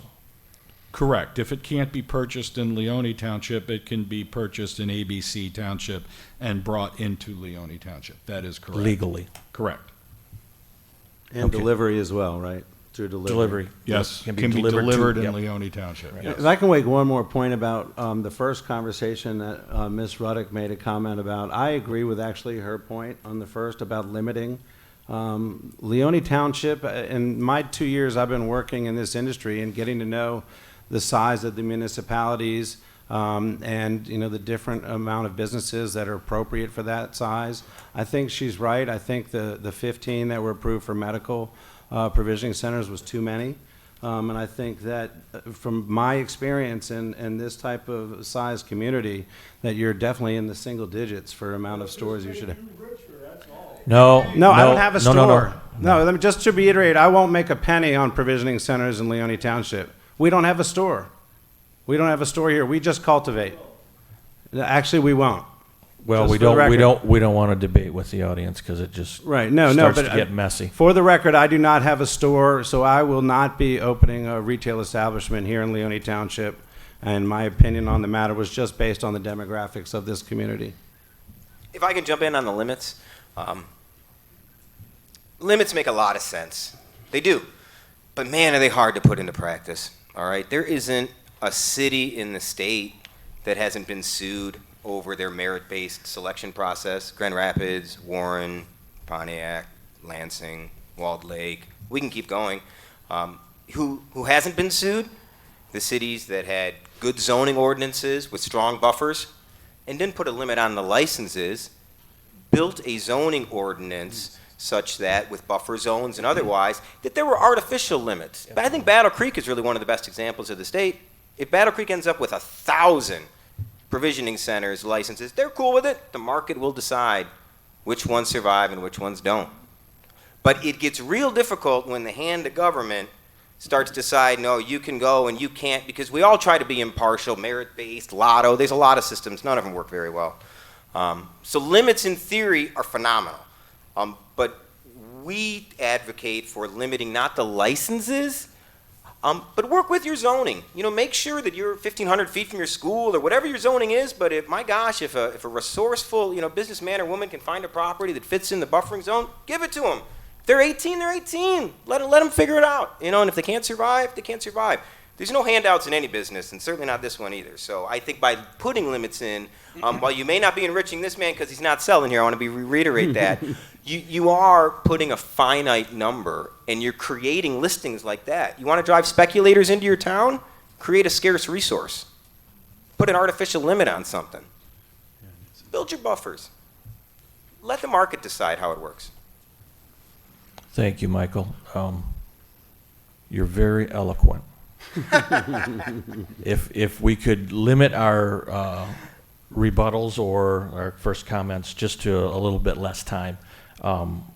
Ken, you I want just want to say something. Obviously, I do a lot of research on this issue. One thing that's interesting from my biz is many communities opt out of medical marijuana business for now. So I had to ask myself, why are they opting out for now? Are they going to eventually opt in, not opt in, or what's going on there? And one thing that's really fascinating is when you read the language itself, which I've read many, many times, the wording in the law says that communities can either prohibit businesses entirely or limit the number of licenses available for businesses. What the language doesn't say is whether city officials, village township officials, village or township officials can accept some categories of licenses and reject others. So that's really one of the reasons why some of these local communities are really looking at, hey, this was a 5-page document that really came into play with respect to the communities, for the state voting on it. And right now we're looking at, well, what's going to be regulated, what's not going to be regulated. One key date I think that's really important for everybody to keep in mind is the cities, villages, and townships have until November 1st to decide whether they're going to opt out or not. So today's September 4th. So you got to look at the timeline there. And so certainly issues like this come into play. The other issue that comes into play, depending on your township, which Patrick mentioned, really comes down to what can your township really handle? It's really like a boat. Can you fill that boat? Is it a small boat, middle boat, or large boat? It's really about your boat. And so it's one thing to keep in mind, it's about supply and demand. And this is what the whole industry is about. And so, if there's a demand for it, then certainly in your area, then certainly you supply it. I think that's something that's really important to keep in mind. Thank you. Thank you. The next question, what efforts have been made to require packaging to print health warnings on THC products? There needs to be a comprehensive educational campaign. I'm going to just paraphrase a bit here because it's a long one. Does anybody? I will say this. I'm on the Attorney General's marijuana work group. She put together, Dana Nessel. And these are issues that we're confronting right now amongst a number of other issues. It's made up of Cannabis Council attorneys, a number from all different sectors. And so one issue that has come up is this particular issue. I don't think this issue has been clearly defined yet by LERA, and obviously Andrew Brisboe, who oversees this whole project, he's working on these particular issues right now. I would say certainly, speaking from this side of the aisle, if you will, we would completely agree. The industry as a whole supports warning labels, safety, 100%. That's not something that we are running away from. That's something we will run towards ultimately. So our firm has been involved in some of these work groups as well, but I think that is an issue that really isn't up for debate amongst the industry players. It's really the rule makers that just have to kind of determine, what's going to be the content of these labels. But we believe that within the next 12 months, there will be rules or legislation passed that will ultimately have each and every product available for sale in both the adult use and medical market in the state of Michigan will be properly labeled, absolutely. Okay, thank you. This one is a long one, and I want to do it justice. I won't read the whole thing, but Colorado has had an increase in traffic fatalities, youth access to marijuana with an increase in marijuana.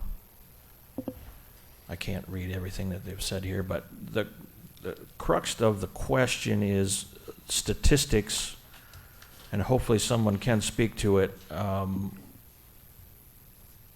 As far as increase, I would guess they're looking at crime. They're talking about youth use, and abuse is basically what they're saying. Is there any information? Doesn't matter who takes the question, and maybe it's there's not good information. I don't know. I have Maybe a there is. handout that is out here. They were on that counter, a lot of them. This came from the U.S. News and World Report. It was basically reprinted by every major publication. It just came out in July of this year. But it has been a kind of a repeat of what Colorado and the nation is seeing, and it shows recreational laws. There was an 8% decrease in likelihood of teens trying to use marijuana, as a 9% reduction of odds of frequent marijuana use by teenagers in legal states. Again, this is something that I am very passionate about. I think that legalization makes it harder for kids to get their hands on it. I support it wholeheartedly, that there's never been a transaction that's occurred in the black market, illegal market, where ever anybody cared about the age or the ID of the person buying from them. If you have these transactions going on in parking lots or behind dumpsters or in basements, again, that's what we want to get away from. We want this to be a legal, safe transaction to make sure that kids cannot get their hands on it, that you need to be 21. Yeah, I don't think you're necessarily going to really focus in on it. You have your own things to do in life, so you don't really pick up the newspaper and read about some marijuana driver who may have 5 nanograms in her blood, and then she runs a stop sign and kills 4 women. That may just, you may see that and just go, okay, not a big deal. Or just, pass it to the next news that you read. But are we seeing more marijuana crashes? I mean, as a resource prosecutor dealing with prosecutors every day, I review at least 1 to 2 police reports every day dealing with marijuana driving. I mean, because they ask me to review it and get my thoughts on it. And so I give them my thoughts. I mean, that's what I get paid to do. So do I see the driving issue? Yeah, that's certainly going to be an issue. I see that more prevalent in the states that are having more marijuana in the states. I think that just logically makes sense. Ken, if you can stay right on that thought. The next one is what is in place to determine under the influence while driving? Yeah, this is a fascinating issue.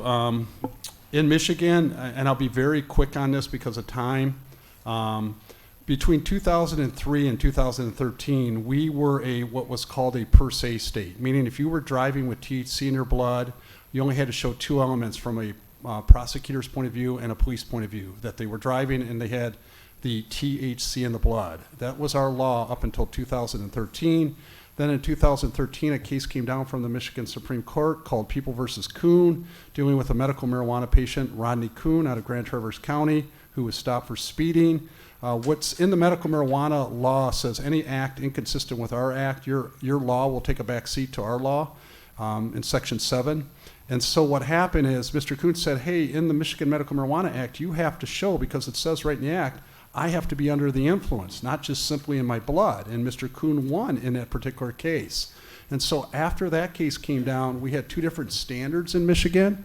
If you were not a medical marijuana patient, you only had to show two elements, that you were driving, you had THC in your blood. If you were a medical marijuana patient, you had to show three elements. You were driving, THC in the blood, and you were under the influence. Now, the Recreational Marijuana Act took the exact same language from the Medical Marijuana Act dealing with under the influence. They too have a certain section in their law that says, if you have a law that conflicts with my law, your law takes a back seat to my law. So for all practical purposes, if you're out there driving, a police officer needs to now show at the time you're driving, you're under the influence of THC in your blood. So two elements. You're under the influence and you have the active ingredient, THC, in your blood. That's what our state now has. Can I ask a question? Sure. If you don't mind. Yeah, Mr. absolutely. Chair. Mine. So it's interesting because if someone is driving under the influence of medical marijuana, they have a medical marijuana card. Would it be incumbent upon a defendant to prove that the marijuana, the THC that was in their system that made them impaired was legal recreational marijuana as opposed to black market behind the dumpster marijuana? I don't think it matters what THC they have in their system. What the police, it's not up to the defendant to show that they're either guilty or not guilty. It's up to the police and the prosecutor to show beyond a reasonable doubt that individual is driving under the influence of THC at the time, and therefore he should be charged with a crime and convicted of that. I guess what I'm saying is per se went away from medical marijuana. Why do we say per se? Because in the Recreational Marijuana Act, it says, it took the exact same language from the Medical Marijuana Act. It says you're prohibited from driving or operating under the influence of marijuana. They also have a certain clause in there that says, hey, if your law, meaning that per se law, conflicts with my law, the recreational marijuana law, your law takes a back seat to my law. I guess what I'm saying, though, is that it only protects recreational marijuana. Legal recreational marijuana. Sure, I see your point. Yeah, that I would argue, hey, it's recreational. I see your point. I mean, I don't see the onus or the burden on the driver. It's up to the prosecutor and the police to show that person is driving under the influence beyond a reasonable doubt. Thank you.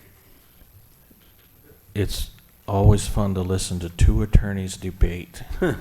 Sorry. Well, actually, I don't think we were debating. Actually, Well, you had a very it good was just, question. yeah, Yeah, I just didn't understand this question. ferreting out the minutia in the law.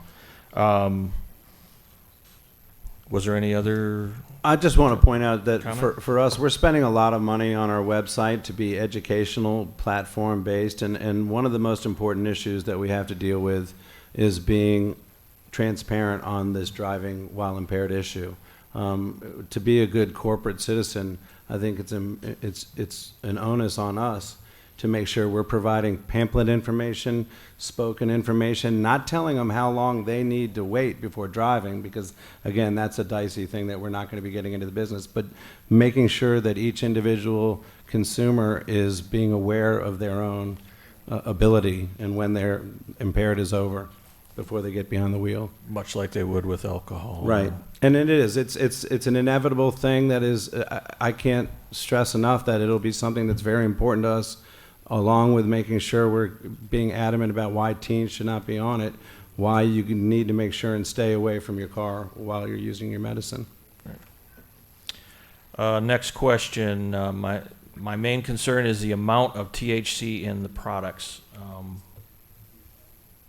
And it was touched upon there about the potency of a lot of these products as compared to what some of us may have been used to once upon a time.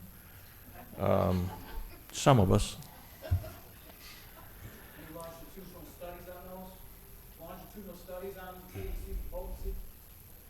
I don't know. Well, the testing limits, they're showing what the THC levels are in cannabis, and right now, everybody is correct. The cannabis, the THC levels going up in cannabis have been astronomically increasing. As someone who's been working in this industry and getting to spend a lot of time with growers and consumers, the irony is it's a myth that higher THC levels is what you want. So the reality about this is for medicinal use, and again, I'm going back to medicinal use right now. We're a medical state, and we're trying to be a medical-based company. But you know, if you go to Israel and other countries where they have real data that they collect, you can actually get strain-specific information about why one is better for colon cancer than another is for prostate cancer. And that kind of information is not about THC levels. It's about a combination of the effects of what your condition is and that type of strain being tailor-made for your condition. A lot of times the most effective strains can have THC down in the teens. And if we talk about the recreational side, it's the same thing. People can feel more of a comfortable high from a lower THC because of this great myth thing that we call the entourage effect. Not myth, mystical thing. That is the entourage effect of the 100 and plus cannabinoids that are in every plant. So each one has a different effect on everybody's bloodstream. Ken, you had kind of touched on it with your PowerPoint. Did you have any comment? Yeah, I mean, obviously, when you're dealing with THC, you're dealing with CBD and THC. I mean, Sanjay Gupta talked about that. I mean, that's what really brought it to light with the epilepsy issue and Charlotte's Web. The issue, though, is really, in that particular product, the CBD was higher than the THC. Now what we're seeing is we're seeing THC at 60, 70, 80%. It's a concern. There's no regulation on it right now from the state. Hopefully that'll change. And the CBD percentage is much lower. It's really, I mean, it's really depends on what the consumer wants, and if they want that ultimate THC, they're going to get it with certain products that are being sold out there, whether it's the gummy bears, the chocolate chip cookies laced with THC, whatever it is, they're gonna find it. I mean, the imitation cigars, all kinds of different products out there. It's a fascinating world in terms of the different products out there.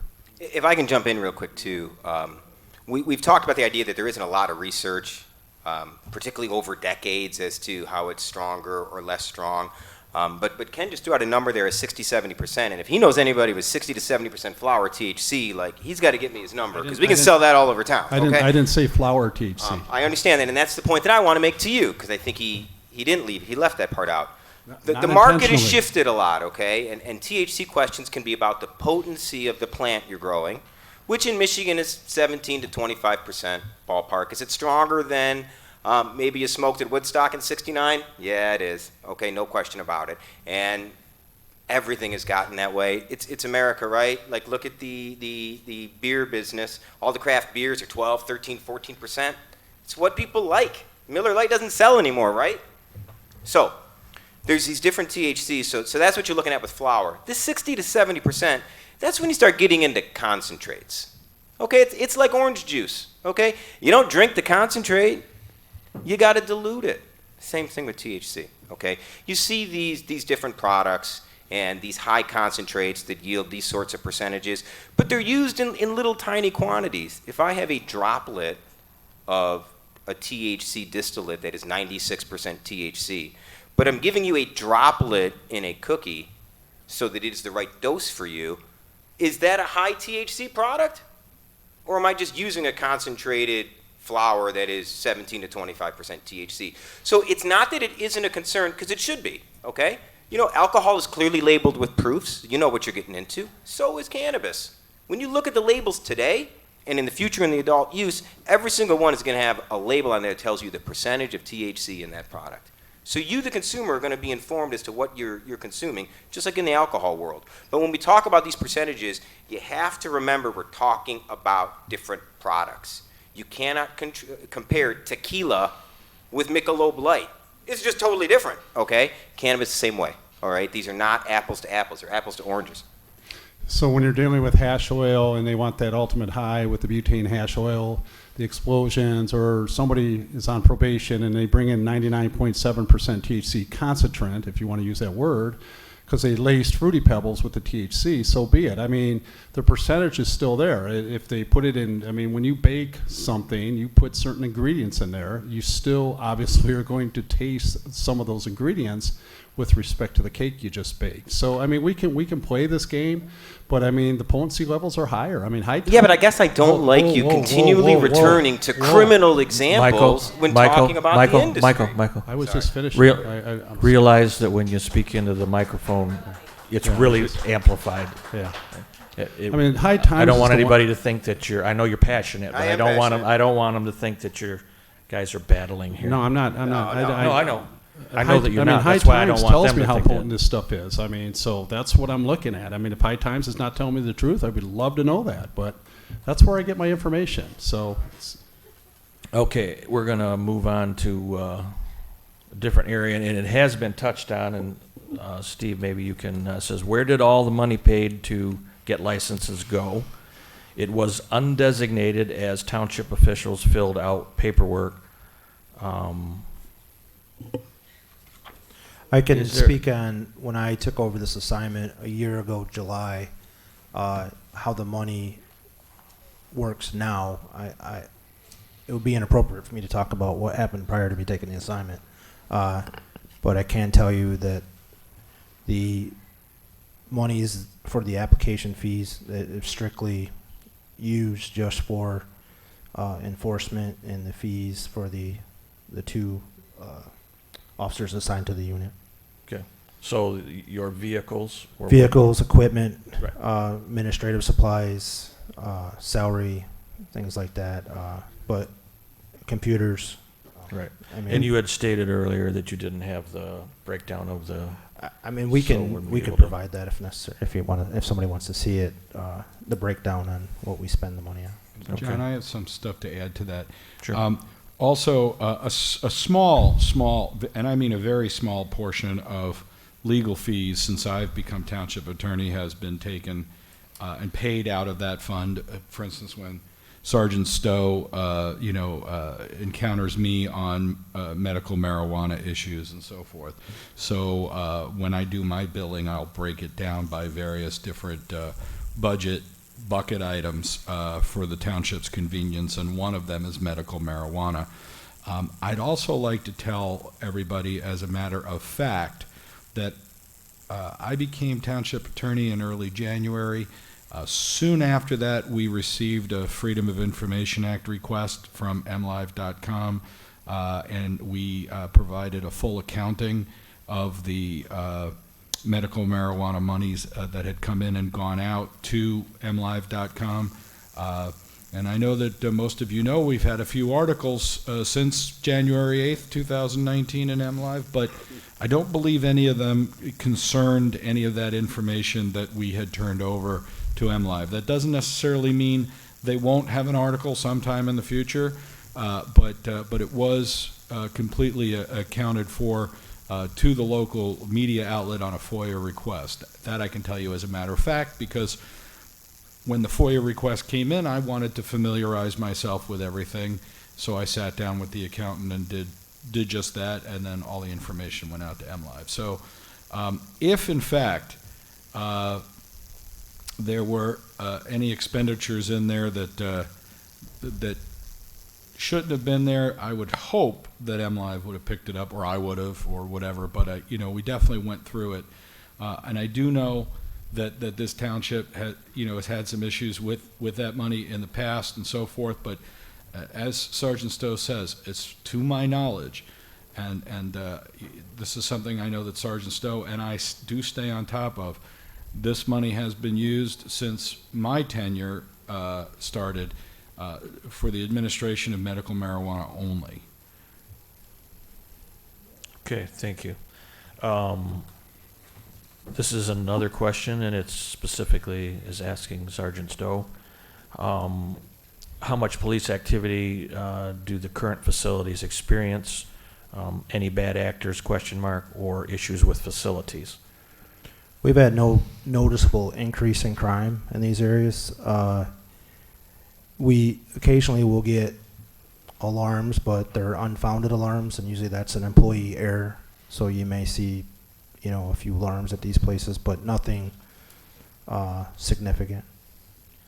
Sergeant Stowe, though, you have had, just to be factual, you have had some complaints concerning grow operations from time to time from citizens, no? We've had a couple of odor issues that we've dealt with, but working with the facilities, they were able to correct the problems. Okay. It was my understanding that there was an alarm that was set off. Was it by employees that were trying to enter, or owners that were trying to enter the facility? That is correct. Usually, It never, and- did it and- ever rise to the point where you had to? I would say it's Take- not any more common than we face with any other type businesses throughout Okay. Blackman Township and Leoni Township. Employees come to work in the morning hours. They're generally early. Somebody punches in the wrong code, and then we get an alarm for those places. Okay, thank you. Are the presentations available online? If not, where can I find the presentations? Is there anything that prevents a Leoni Township resident from obtaining recreational marijuana? And we've kind of touched on some of that, that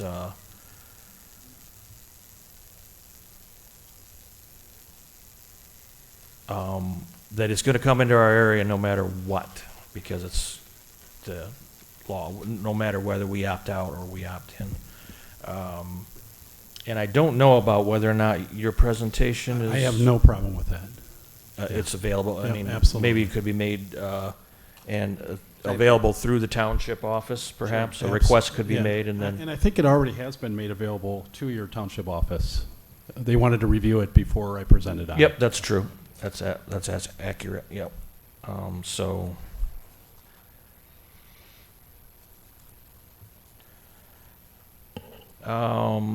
This one, is asking, it says, adults buy liquor for kids, why not pot? Impaired driving while under marijuana, I'm gonna change the word. Change ordinance before opting in, why? The first one, it's accurate, certainly, I don't know if I wanna be the one answering these questions, but,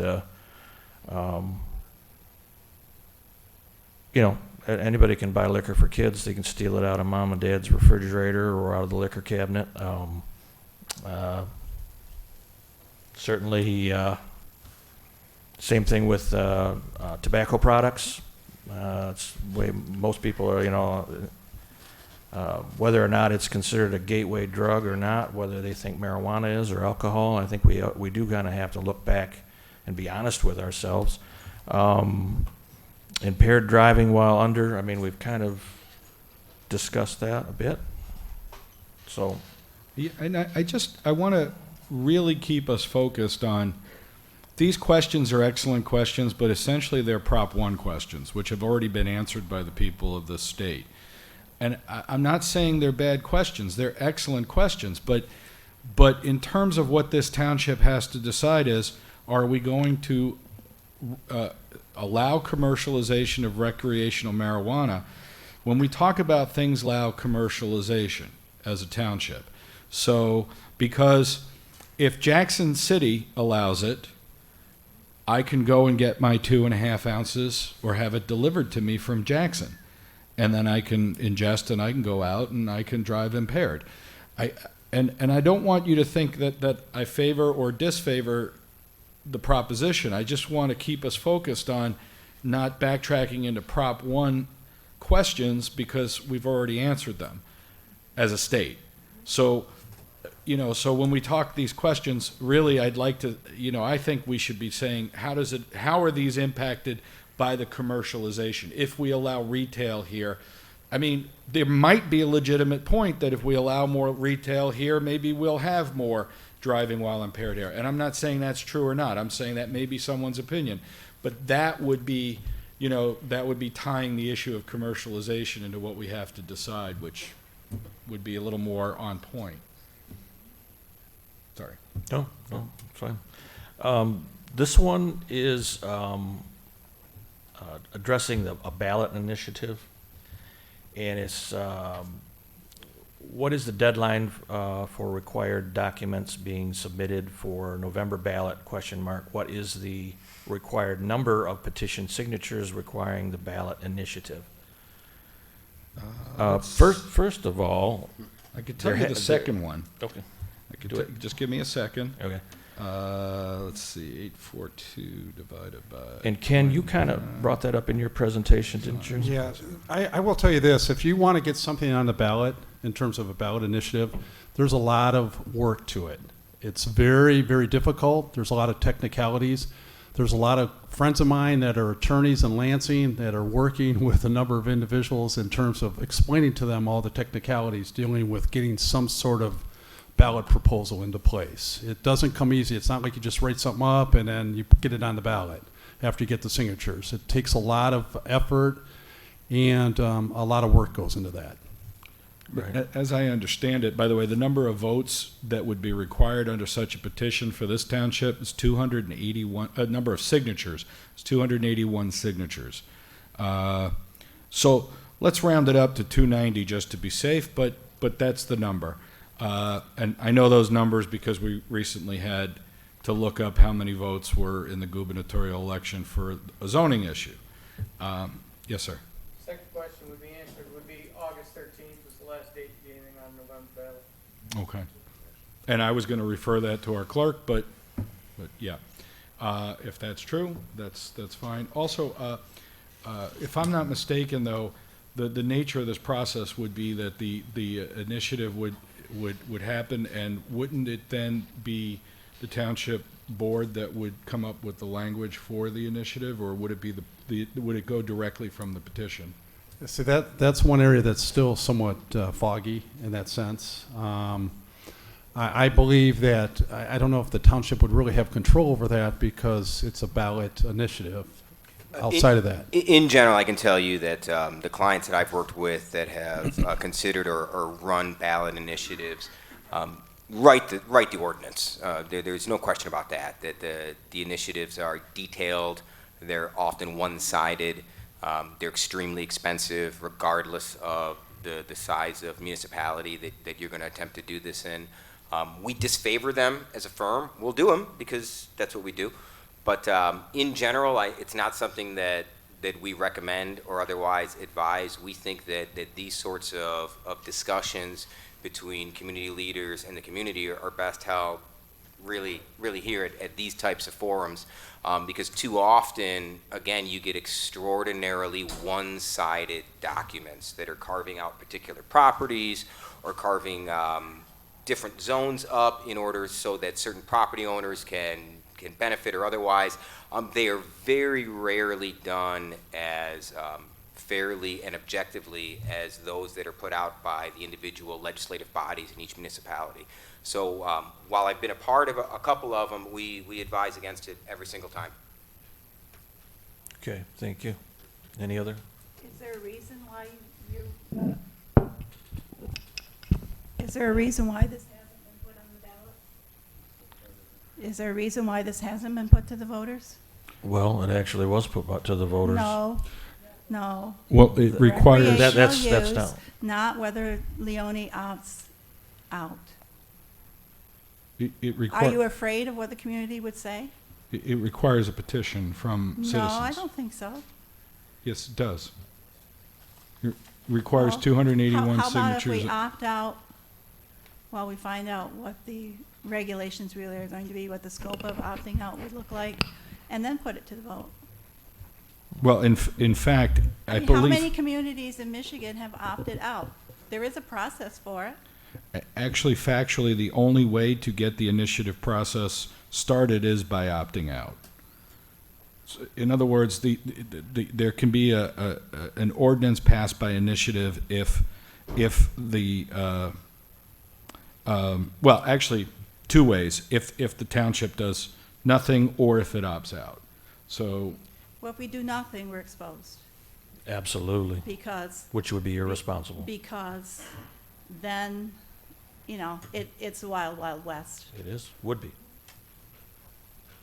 And that's not our intention. That's not what we're going to do. Okay, can we talk about that for a minute? Because at your last planning commission, you approved changes in the setbacks for lot coverage and lot ceilings for agricultural from 10% to 50%. Why? I mean, are you really paving the way for recreational grow opportunities that anybody that already got their foot in the door in agriculture can now expand it? They're no longer limited to the zoning laws that were in effect then. You're greasing the skids for them. To me, that's signaling to everybody that you do intend to opt to allow recreational grow.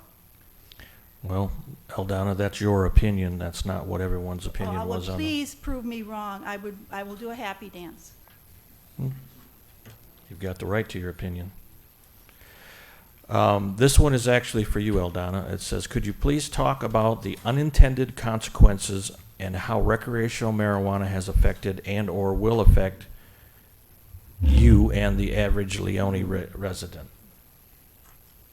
I can only speak from what other people have said, because I do think before you venture into a project, you should look around and get informed. What do people in Colorado say? What do people in Oregon or Canada say? Like living near a penitentiary, marijuana grow operation causes problems for Stony Creek residents. Don't let the growers take over. Speaking to City Planning Commission, he said he was confined to his house because of a marijuana grow operation located on Mountain Road a few meters from his home. He described a shooting experience where bullets left holes in his windows. You know, people in California complain of similar things, a skunk-like odor so bad that they can't enjoy a barbecue on their own patio. High security that are cartel-like operations right next door to them. I mean, we already know. You can ask the people on Kane Road where these things go. They're right up against people's houses. There may be appropriate places in Leoni, but I haven't seen any sense of it, any sense of zoning planning that says this is a proper place and this is an improper place, because the residents of Leoni matter. The quality of their life matters.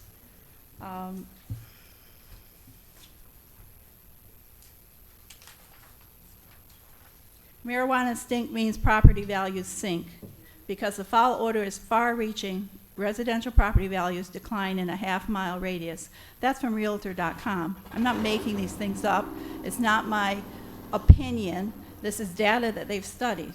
It will take you longer to sell, and you will sell for less. I'd love to sell my house, but where am I going to find someone to pay $1 million for it if it smells like marijuana? It's a windfall for the property owner looking to sell to a marijuana grower. Significant losses for everybody else. Local realtors advise that if a zoning request needs to be disclosed to potential buyers because of the problems associated with this. I mean, how did the property on Ballard Road get rezoned from residential to industrial? And now it's for sale. Why? I mean, if somebody came in here and asked for industrial zoning, it wasn't for what they wanted to do with it. It was because they wanted to flip it. Because now it's zoned for grow, processing, distributing. I mean, it's a real danger to anybody that lives in Leoni that the property next door to them will be rezoned, even if it is agricultural now. Because I don't understand that there's any protection in anybody's mindset that's making these decisions. I think it's already a done deal. I think I'm here as a sham. So, I mean, and I don't like to be this upset about things. I usually just mind my own business. I'm a real estate attorney. I do commercial real estate development. I understand how due diligence works for major investors. And one of the first things you do on that checklist is check the zoning status of the property you're going to buy. And if it says 10% of the area can be covered with buildings, most investors think if I want to cover it with 75%, it's not going to work.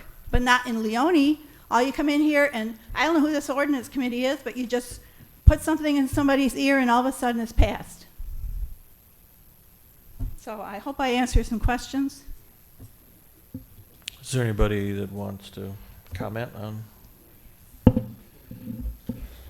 I just want to say that, I think her concerns are valid. I mean, she's a resident here. I would say that if there was a flip side to that, that it would be, I've employed 20 people with my business and I'm not open yet. I've spent $11 million, our business has spent $11 million to build a facility, working with Leoni businesses as our contractors. All the licensees that are here are providing jobs. I have seen equal amount of data that shows that real estate values go up in localities that have legalization. Colorado, if anybody's been to Denver, Colorado, I think they would know it's one of the cleanest, prettiest cities I've ever been to. It has really low unemployment. It has a thriving economy outside of cannabis. And so I just think that the model has been set. We've seen the legalization and what happens when you have a 5-year window of legalization and it's there in Colorado. Yeah, I just want to mention that certainly if you're a homeowner and a dispensary moves next to you, I mean, is there concern about the fair market value of your home? I guess I'll leave that up to you when you're trying to sell it. I mean, a house that's $500,000, then all of a sudden a dispensary moves right next to you, and then there's the smell, the noxious odors and all that could potentially happen. As a couple of individuals in Colorado and Oregon came across, their recourse is in federal court. I mean, because it's against federal law. And so they didn't file any civil action in state court. They went after these individuals through federal courts and through what's called a RICO action, so a racketeering action. It's really fascinating that certainly if you're a homeowner, it may not affect you until it affects you. When you live next to that place, and you may not get somebody like him who may be more responsible and perhaps following the rule of the law, but somebody who really literally has that noxious odor, and it hits your home. If I can jump in, what I'm hearing is not so much in opposition to the commercialization of the adult use market here in Leoni, but some overall concerns that may be there, and some of which I think have to do more with, again, this community relationship between its elected leaders and the community, and a real lack of trust. And that's, I think, the genesis of some of what's going on here. Ms. Ruddick, I don't believe that you're necessarily against the commercialization and sale of recreational cannabis in Leoni. I think that you're very concerned about the where and the how. And so are we, the industry. What we'd like to do is work with you. Don't do it alone. We are not a big, bad, scary bear.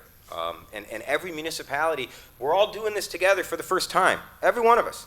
And we make mistakes, okay? But I think what we got to get back to is the idea that a flower is a flower. I mean, if you're going to allow medical growth, like to ban it for recreational, logically it makes no sense. It's literally the same thing, right? But I do think that we can really dig into the wheres and try to rebuild a little bit of that trust that may exist. And I hope that at future planning commission meetings, we get an audience like this that can weigh in a little bit. But because I think your concerns are very real, but I also think that they're not necessarily against the industry. I think that they're pointed toward the way that this municipality has entered this industry. And you guys were trailblazers. Mistakes were made, period. But you're less trailblazers now, all right? We've got a couple of years of medical out there. The state's done a lot better job with the rec rules than the medical rules because they've got some experience too. And it's like anything in life, let's make new mistakes. We've made the old ones, so let's go out there. Let's make some new ones. But I think that commercialization makes sense. It appears to be a tremendous amount of support for it. But I also think that includes, this governmental body taking a good hard look and making sure that they're in the right place. No more or less ultimately. And maybe not enough attention was paid to that because you were such trailblazers. But now with a little bit of hindsight, we recognize, how important that zoning process is. You know, too often municipalities focus on the opt-in ordinance and the number of licenses and who we're going to let in. And some of the details are really important, and I think that that's where, working together, we can come up with some zoning that can work for everybody, you know, including Ms. Ruddock, who I think that you know, her concerns are very real, but also I think perhaps a little misdirected toward the industry as opposed to the way it's been administered locally up to now. Well, and as I said it when we opened this public hearing, we did make mistakes, and we acknowledged that.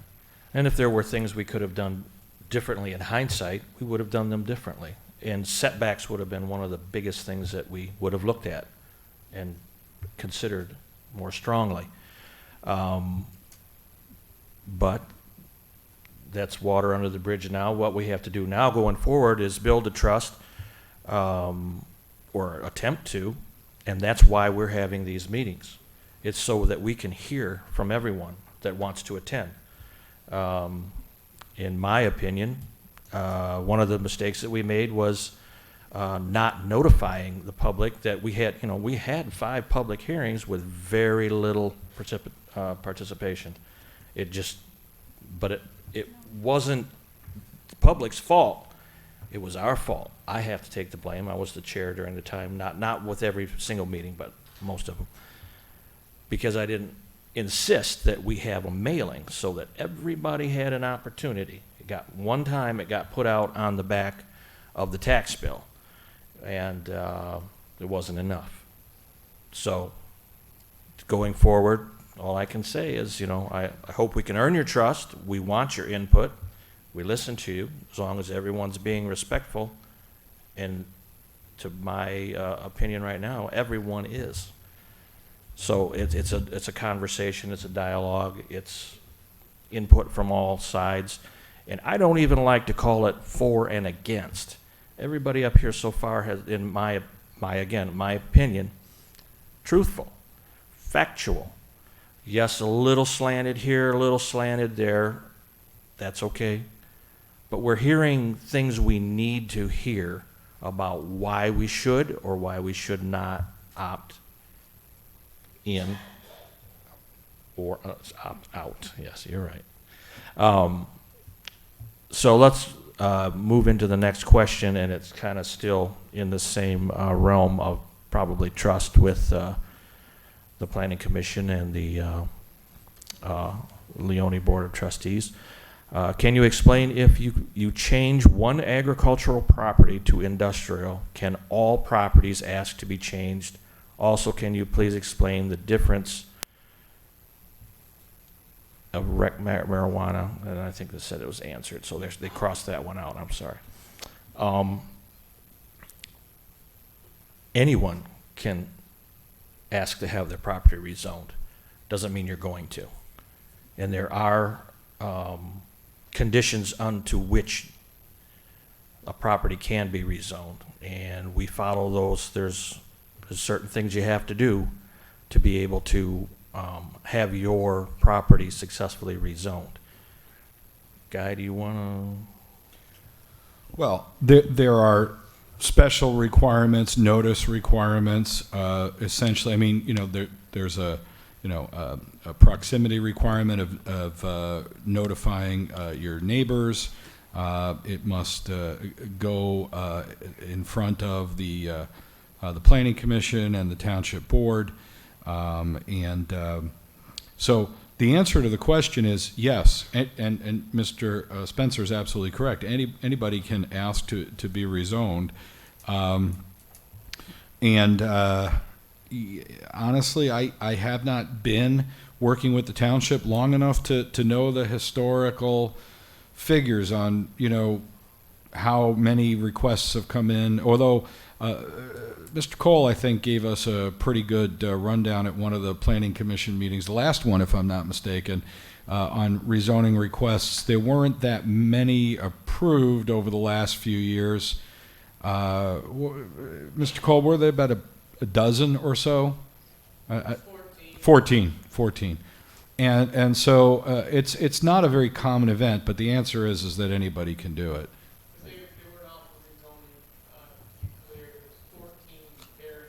Oh, variances, okay. And just so you know, and I know, we see, Vern, we see you, there's a difference between rezoning and variance, just so you know. A variance essentially is allowing an exception to the zoning rule based upon dimensions, topology, that sort of thing. But in townships specifically, it's never about use. So if you're allowed to farm and you want to, manufacture widgets, and agriculture doesn't allow you to manufacture widgets, you cannot get a use variance in a township, and certainly not in ours at this point in the law. However, a variance, just so everybody understands, would be, I can't do that setback. I need an exception to that setback rule.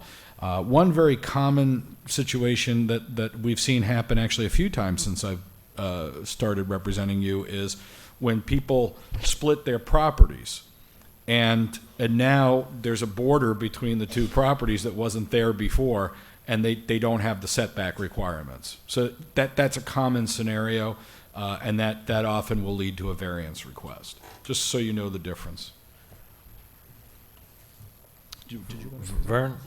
Does it not also go to not just the planning commission or grant you, the township board has the final say, but doesn't a lot of your changes also go to Region 2? Jackson County Planning Jackson County, Commission, yes.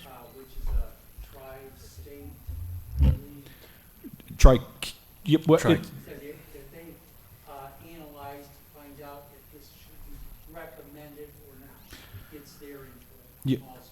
every zoning change request must be referred to the county planning commission, and they have 30 days to express an opinion on it, and then it comes back to the township. And you're absolutely right, the township board has the final say. Did you want to say something on that? No, I need to say something.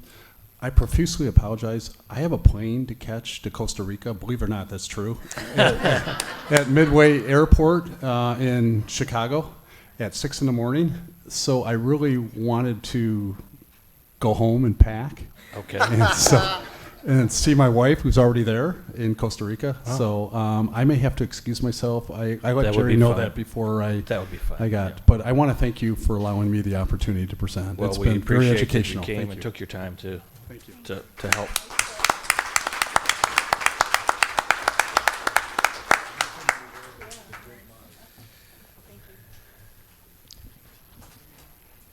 So, I think Commissioner Kennedy wanted to say something about the regional planning commission. He raised his hand.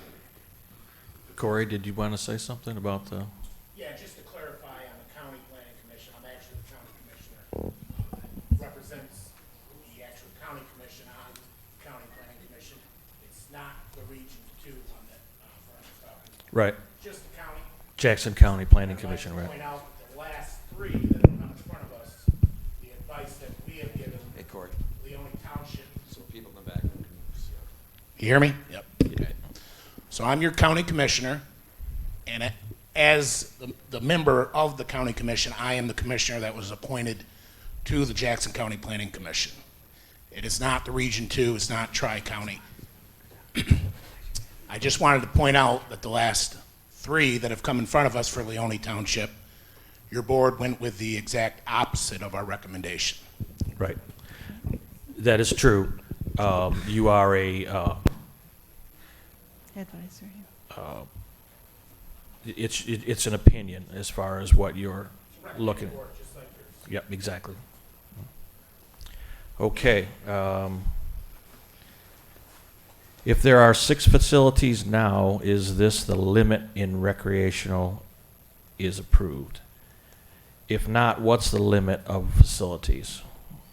There is, that is exactly what the planning commission and the public are talking about.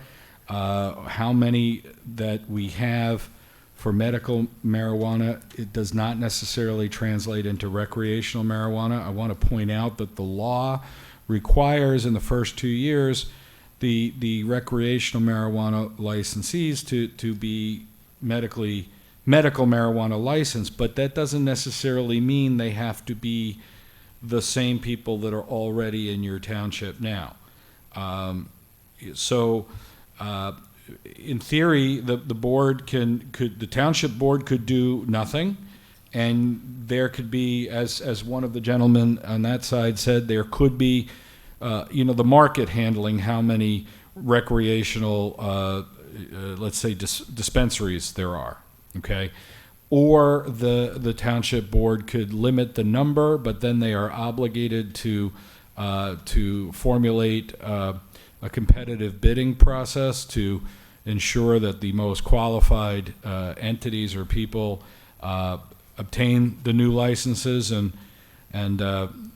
that's a very interesting. As someone mentioned, I challenge you to name somebody who hasn't been sued because of the standards that they have put in place. So that's a challenging thing to do. So the answer is nobody really knows right now, because that's what we're here to discuss. Right. No decision has been made on the number. Certainly, we have talked about different things. So there isn't an answer for this question at the moment. Eldana, you were. No, I just wanted to say there's 14 already, with 3 on a wait list. In 14 terms of licenses. what is in place for provisional for dispensaries. It's not 6. Is that accurate? There's currently 6 that are open. We have up to 15 that are in the process. There was a waiting list. On that waiting list, one of the 3 have already replaced a provisionary that's dropped off. So there are currently 2 in line, up to 15, if that makes sense. If that answers your question. I think so. Okay. Yeah. That's medical? Yes. That is correct, yes. Okay, the next question is, who decides to opt in, out, timing, ? Who decides is the Board of Trustees. Planning Commission is a recommending board. Again, just like Jackson County Planning Commission is also a recommending board. Guy, do you want to, or maybe Steve might, one of you. Go ahead, Steve.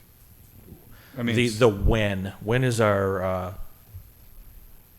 December, I believe the attorney sitting over here said Yes. December 3rd over here, but I was December going by the 6th. date of December 6th. December 6th is what I've been told all along and what the state's been telling me. Right. But he did give a different date. He said which was 3 November days. 1st to opt out. I hadn't heard about that. No, December 6th was the deadline that the state's given, but. November 1st is the date upon which the state will first start accepting applications for anyone who wants to conduct business in the recreational adult use marketplace. We have been advising our municipal clients that if they're going to choose to opt out, that the deadline is roughly November the 1st. You would not want to go beyond that deadline with just uncertainty ultimately. That's going to lead to some poor results with the way the law is written and how it interacts with the state. So if you're looking for a deadline, if you will, we've been advising clients that it's November the 1st. Okay. But if the township board decides to opt in, there should be no problem if they want to place limits doing that between November 1st and December 6th. Absolutely, no problem at all. And I can get into why the deadline exists, but we're into the 9 o'clock hour, and I think it's a level of detail that if you want, just grab me afterwards and we can talk about it. Well, actually, in order for us to set a record on the Planning Commission, we'd have to go past 11:15. So you're kind of lightweights. Is that a challenge? I mean, hold my beer, or I mean. It happened not that long ago. Next question. marijuana secondhand smoke. Are there any studies showing the effects of secondhand marijuana smoke on children, and specifically? I doubt there's a. For, one of the problems with marijuana and the federal government is that there have never been any studies, because government's not going to give a college or a university or any other type of that institution any money to study the benefits or the negatives of such a thing, because it's in the federal law, it's considered illegal, period. It's So- undeniably bad for babies. Okay, like there's no way around it. Cannabis babies, just the smoke, the secondhand smoke. I don't think we need statistics on that to know that you shouldn't be smoking anything around small children. And there is nothing in the act that permits that. The adult consumption lounges don't allow anyone under 21 in. I mean, some of this it goes back to us being people, right? Like, you don't smoke a cigarette in a car with a 3-year-old in the back seat, with the windows up. Like, that's insane. You certainly wouldn't do that with cannabis either. I don't know if we need, like I said, a study to tell us something like that is harmful to our kids. So. Okay, that was the last question. And then these last cards were just statements, and it's certainly not a scientific statistical thing, but there are 3 cards that say opt in and 1 that says opt out. Just so that everyone has had their opportunity to speak that wanted to speak. I guess if there are any closing comments, anybody want to? Eldana, you want to start? Or? I would just like to quote this from an opinion in Oregon, neighbors on Cedar Park Road. Our neighborhood's core concern is not the legalization of recreational marijuana, but rather the permitted size and proximity to residential neighborhoods of large-scale grows and processing facilities.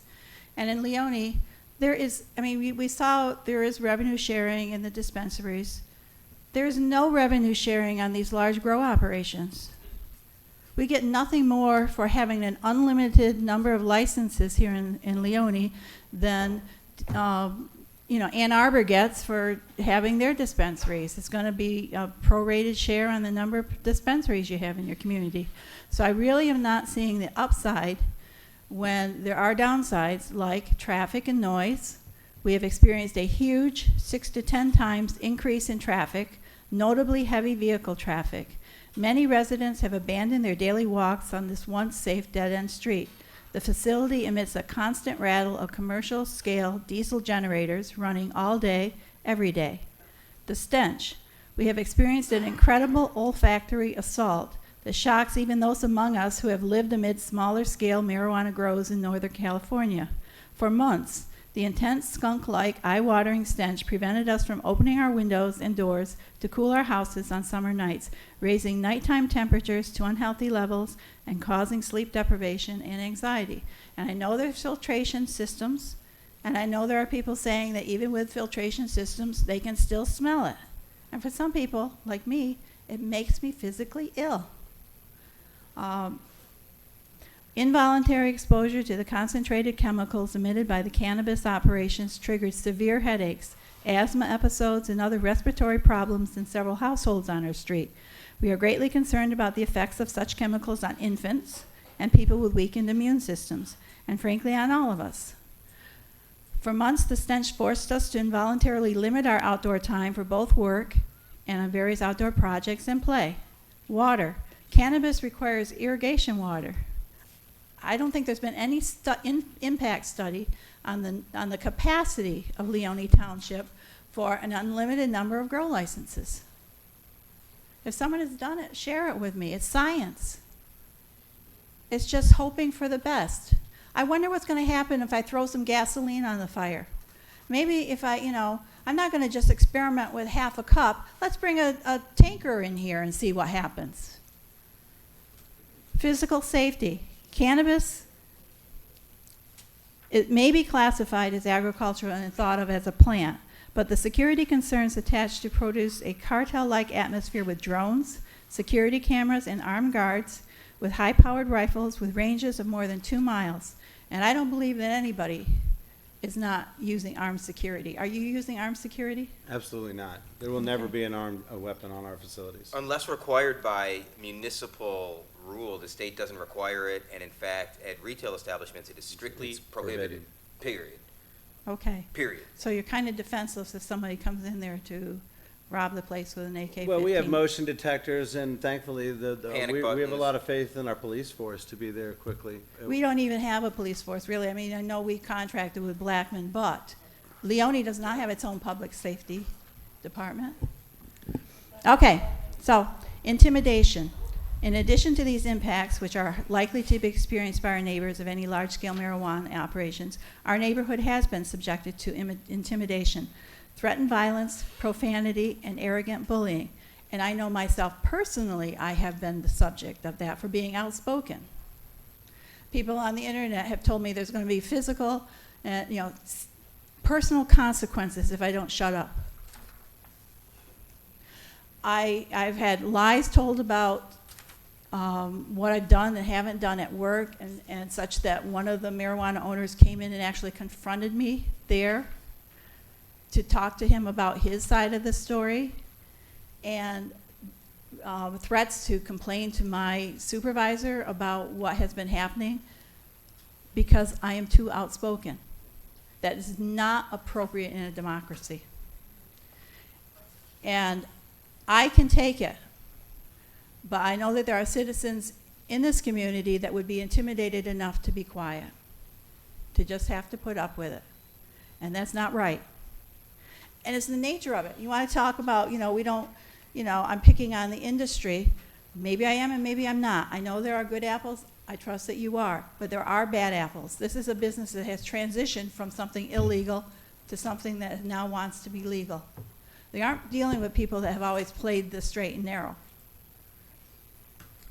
Quite the opposite. It's just not true. All right? The state of Michigan will not give a license to somebody with almost any criminal history, certainly not with a drug criminal history. All right? I hear your concerns. And again, I keep coming back to the same message that I But you think don't live here. You don't know I don't the live here. lack of. Well, he was asked to come in as a, Yeah, and to speak as But an you don't know the authority. history of disregard for our concerns. And this isn't going to be decided by this commission. It's going to be decided by a board of trustees that aren't even here. I understand. And that it's stacked with people that are yes votes. I understand that the political landscape within your municipality is delicate. And I am not a member of your community on a regular basis, so I'm not going to opine on some of your internal politics. But that's really all that we're talking about here, right? Is a bunch of internal politics? But if you're telling me that's what's going to protect me, I'm cynical. Okay, well, Can I just say one we're thing not going to real quick? settle this to. I do want to just say I agree with her again. I think her concerns are very valid, and while I cannot speak for all the operators in Leoni Township, I can say I want to be a model for what we should be doing, and that's one of the reasons why we spent so much money on our facility. A negative envelope pressure system, so we're not emitting that odor, triple filtration. And again, Sergeant Stowe has been to our facility. He knows this as well. We actually spent $320,000 on a water reclamation system, so we're not pulling a lot of water out of the city. We're reclaiming 90% of our water, refiltering it, cleaning it, bringing it back through. It's not going to mean that every other operator is going to be able to do that, but that's the intimidation and the bullying that I want to do. I want to intimidate and bully the operators to be good corporate citizens and to do things the right way and take what's wrong with the cannabis industry and evolve and become better, become more businesslike, and be caring community members. So I hope to make that impression and make sure all the other operators are living up to those standards. Michael, did you have a? I'll be Fine. very brief, I think. Okay. Look, I think you've done the hard work. You've got medical here, and but for some pretty well publicized hiccups, Sergeant Stowe's right here told you that it's gone okay. The actual businesses, the actual running of them, that's the hard work. This is actually a little bit easier now. because you've already been a test case for yourselves, for the whole state. You kind of should be proud of yourselves, because there's a lot of townships that waited for communities like yours to opt in and learn to see how well it went before they decided to. And so you guys were the trailblazers for that. But that's the hard work. Now I think we're into some of the easier work, because the stores are here. The growers are here. You've gotten to taste a little bit for the men and women that are in this industry. And we've learned what's important and what isn't. You know, I mean, there's no question that leaving here this evening, you know, if and when Leoni moves forward and opts in, I think a lot of time should be spent, you know, making sure that these are in the right areas, but also making sure that we remain competitive and you remain competitive, and that we don't limit the zoning so much that you are picking winners and losers out of the marketplace, because that's not fair. It's not right, okay? And it's nobody up here to decide who's going to run the best store or get an opportunity. If the state will give you a license, you should get an opportunity, you know? And I think that you will find, and I hope that most of you had positive experiences with the men and women in this industry.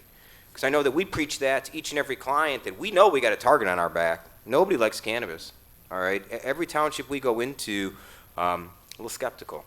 So we have to go above and beyond. We can't just be another retail store. You know, no one is going to give us any slack or the benefit of the doubt, and that's industry-wide. And I can tell you that overwhelmingly the men and women that are investing in this industry, that are trying to be in this industry, take it very, very seriously. Because we are fighting the stigma of criminality. And we're trying to wash it off. It's going to be a while. We know it.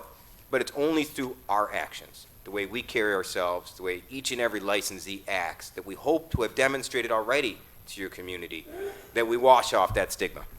So, again, thank you so much for having me out. I talk too much. It's a thing. But I really do appreciate you allowing me to come out and speak with you this evening, and I apologize again for being late. Thank you. Did you want to say something? Yeah, I just had a couple things. I just wanted to state that we do provide 24-hour fire and EMS protection out of the station. We provide a section car that covers this area. That's separate from the actual marijuana unit. We also have 2 marijuana officers that are assigned to this station. My office is just right around the corner. Officer Torbett's office is over here. Officer Torbett provides daily patrols to all these facilities. We routinely go to these facilities on a daily basis. I can tell you any complaint that is called into our office, we've investigated fully. And I would advocate that if you have an odor concern in your area, please call us. That's what we're here for. And I can tell you we've reached out to facilities that we've had a concern with, and they've taken care of the problem.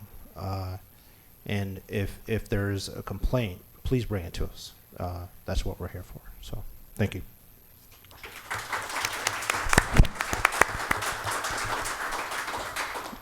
I would like to very much thank Patrick and Michael and Eldana. Thank you very much for participating and being a part of this. Sergeant Stowe and Mr. Conte, thank you for being here as well. We're going to close this part of the public hearing, and what I'm going to do is open up. Okay. I'll bring the board back up. Oh, good.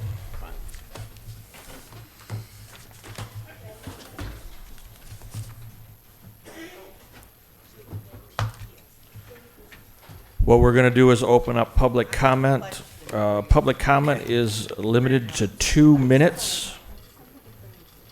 If you'll come to the microphone and state your name and your address.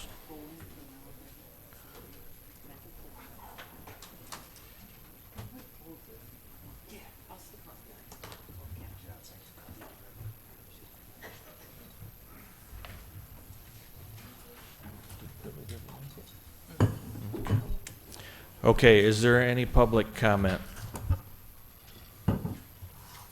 Denise?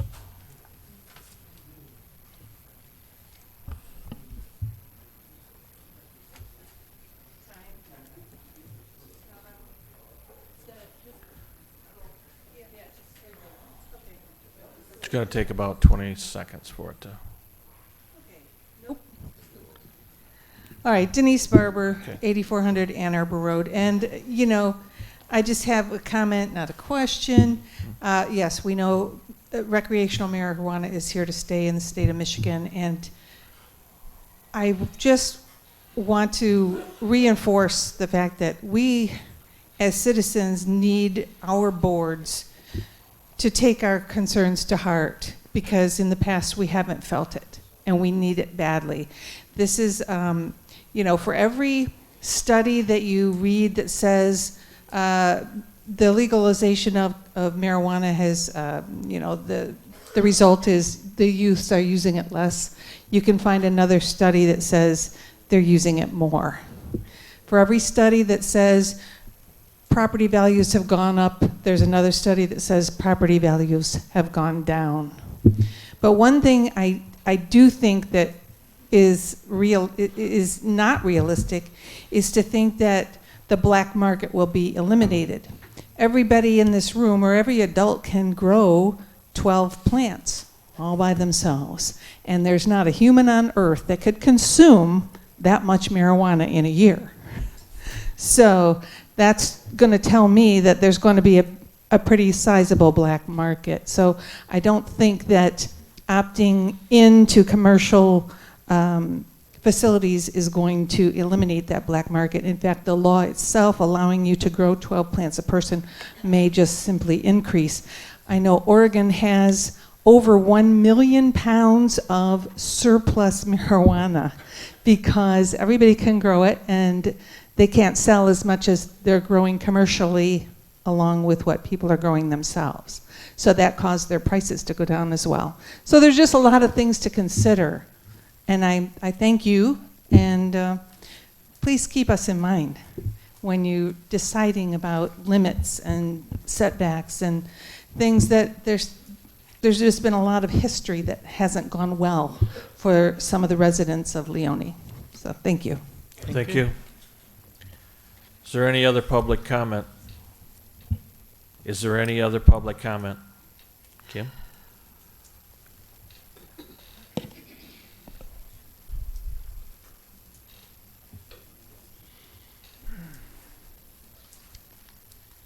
Kimberly Dean, 7402 Kane Road. A neighbor of a facility. One of them that's referenced when we talk about mistakes made in this township. If under Wilson versus U.S. a facility cannot have security with guns in their possession, why are there current facilities with security details and running cars with lights on in our township? Isn't this in violation of state and federal laws? And their application, what they submitted to this township and said they were going to do, and they lied? Yes.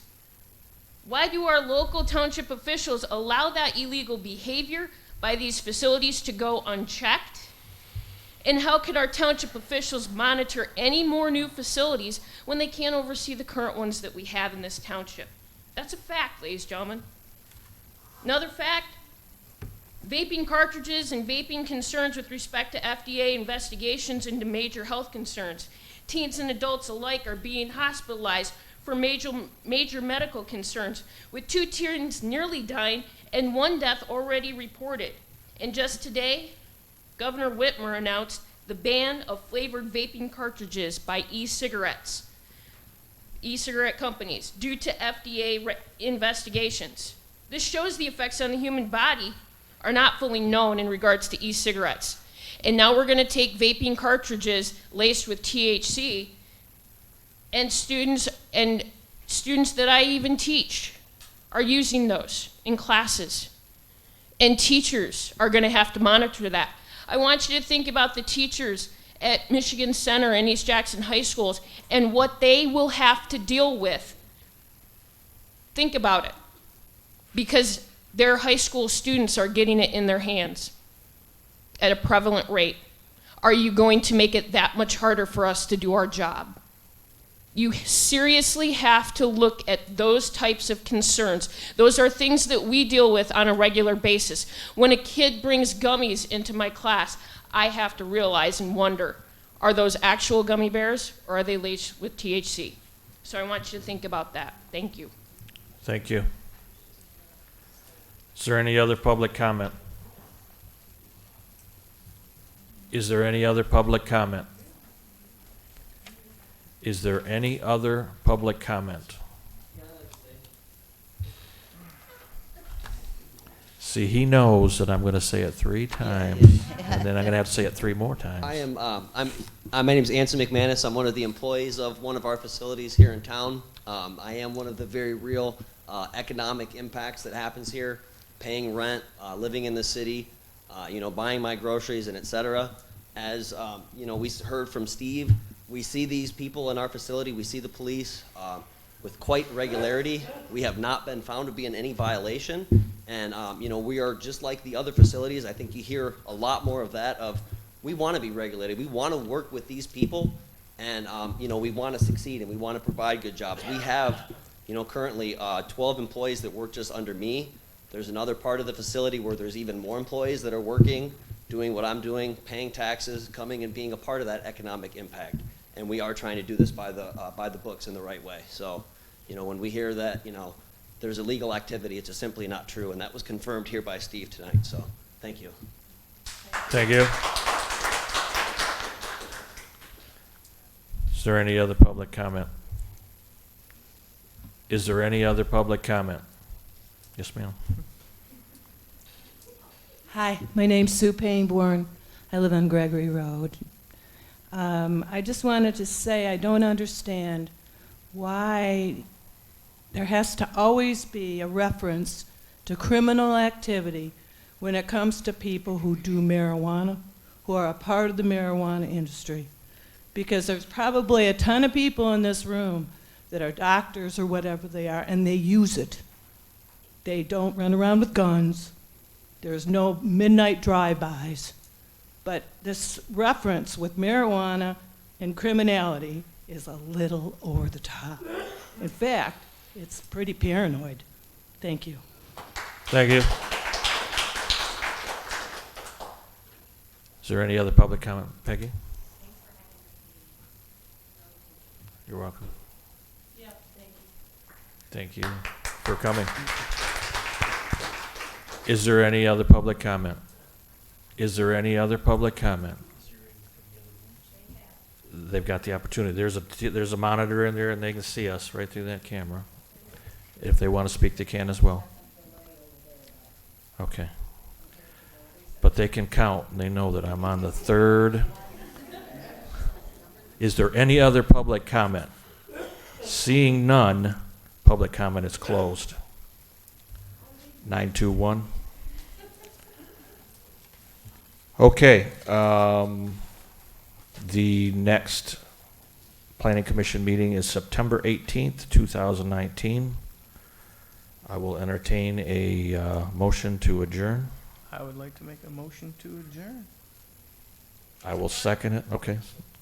Lynn? All in favor say aye. Aye. Any opposed, the same. Thank you, everybody. We do appreciate your input. I'm talking to that attorney, that one. Nice job. I think they